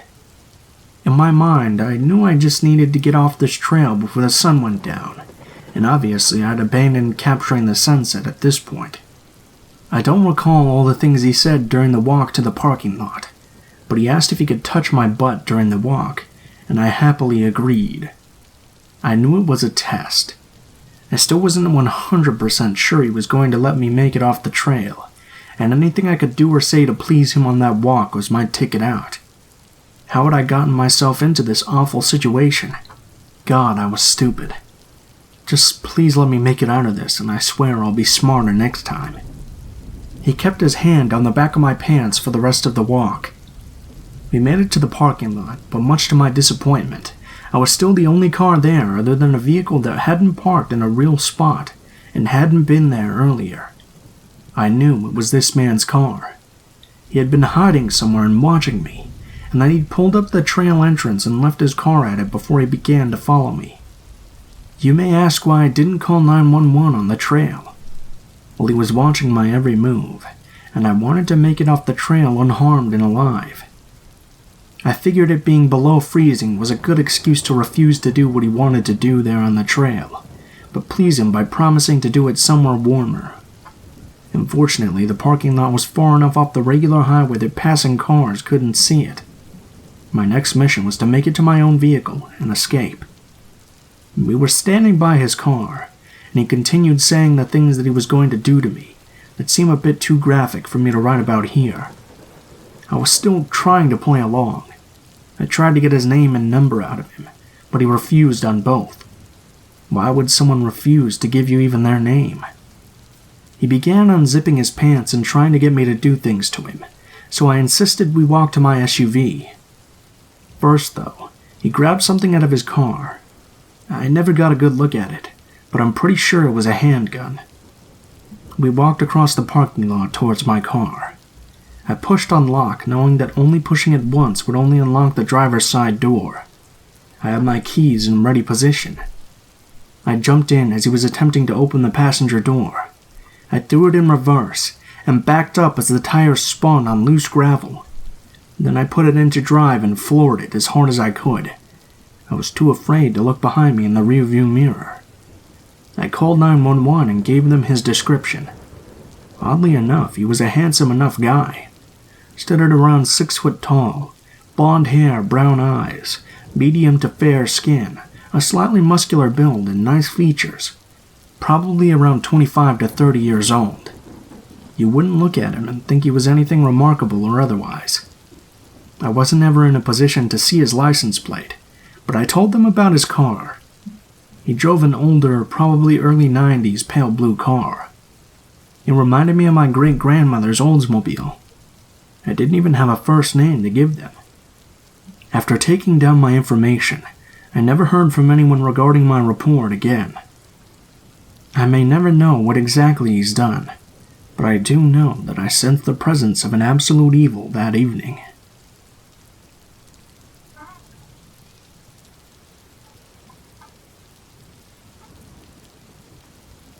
I met a guy this weekend.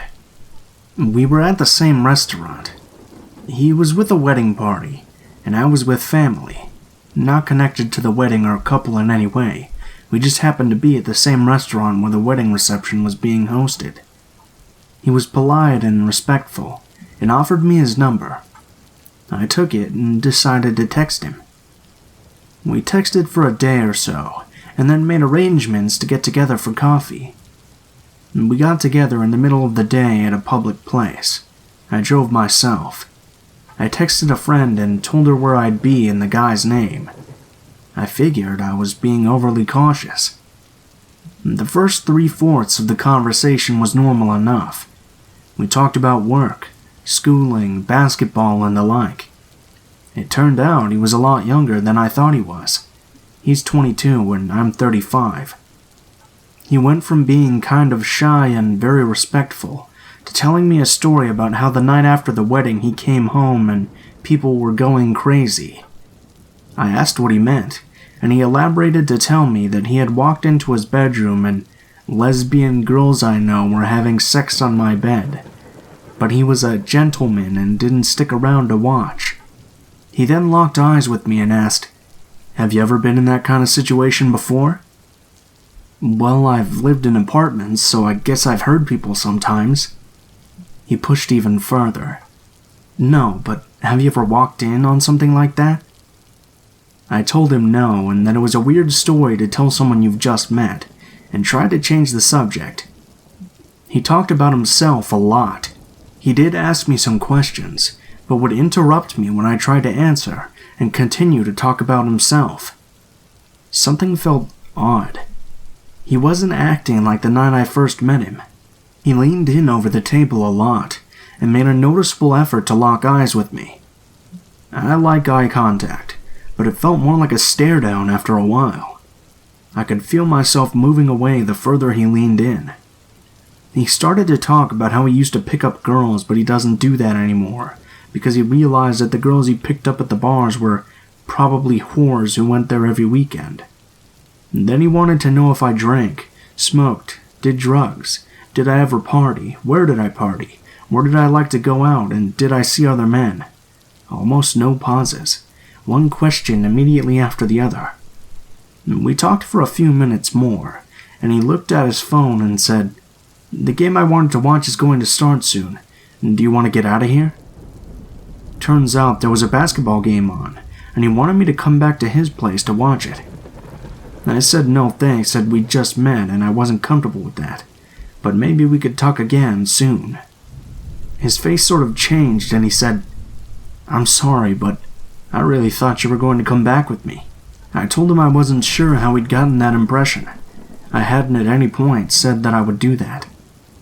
He kept begging me to come back to his place, and I kept saying no. He kept asking me why not, and I kept telling him that I had just met him and wasn't comfortable doing so. He finally said, "Fine, let's go to the park then." Red flags and alarm bells were going off, so I said no thanks, not interested. He basically begged some more, and said he'd even skip the game if I wanted him to. I told him no and to just go home. We had just met for coffee. It's not a big deal if we can't take it further today. He then asked me to take a walk in the field behind the coffee shop, looked at the ground and literally said, "I'll do anything you want, just don't leave." I said again that I wasn't going to go anywhere else with him that day, to please just respect that and we'd talk again later. I got into my car, and as he was pulling away, he yelled out his car window at me. "I'm doing everything I can to change your mind. Come over." I sat and watched him leave because things just felt weird. I drove home and my phone was blowing up the whole time. He was texting and calling non-stop, saying he was home and that I should come over. Then he sent me a video of himself watching basketball on his couch alone. He started sending me messages saying he could see a future with me, that I was the most beautiful woman he's ever met, that it was horrible for such a beautiful woman to be single, and that he liked our chances to be together. The entire coffee date was about 40 minutes total. He continues to ask me to come over. I said I was happy to meet him for coffee, but I had told him I wasn't going to come before I left, and I wasn't going to go back on what I had said. Then the calls really started.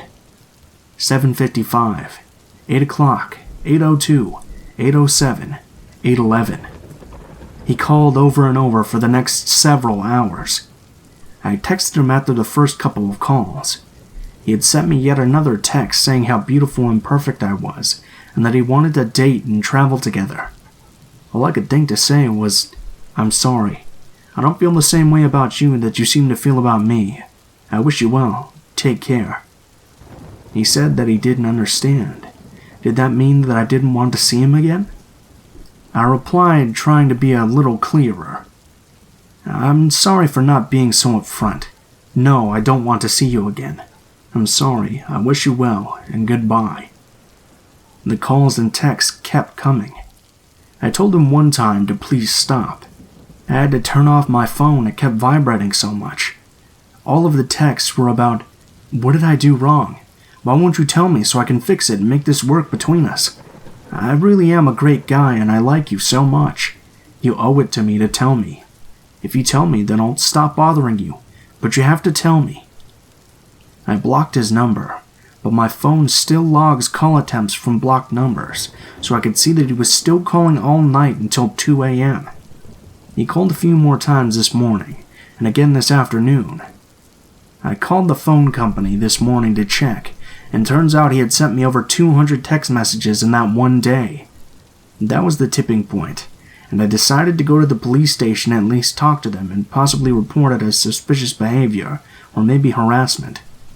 All I had was his first name, which I'm pretty sure was a nickname, and also a phone number. The cops were really nice and took down all the info. He had never threatened me, but I had told him to stop and he wouldn't. They said that was enough to be concerned. I showed them the text and the timing of his calls, and they told me it definitely looked like obsessive and unstable behavior, and that it was good I came in, even just to put it on record in case things got worse. I felt bad for even going there, like I was stupid to have gone to meet him, but I've been on lots of coffee dates and no one has ever done this kind of thing before. After I left the station, I got home and checked my phone. I had 3 voicemails from unknown numbers, and they were all him pleading for me to call him and tell him how to make it right. He doesn't understand why I blocked him. Did he message me too much? Was it a bad move to call me 80 times in a night? Why wouldn't I just talk to him? I recorded the voicemails and sent them in to police, along with screenshots of the messages and logs from my phone company. Now I'm low-key terrified of what will happen next. Will the cops call him? If they do, will it make him mad? I'm pretty sure I didn't tell him anything about what area of the city I live in or where I work, and all he had was my phone number. I considered changing my cell number, but I'm also hoping that he'll get to the point after a few days of silence and give up. Update: May 22nd, 2018.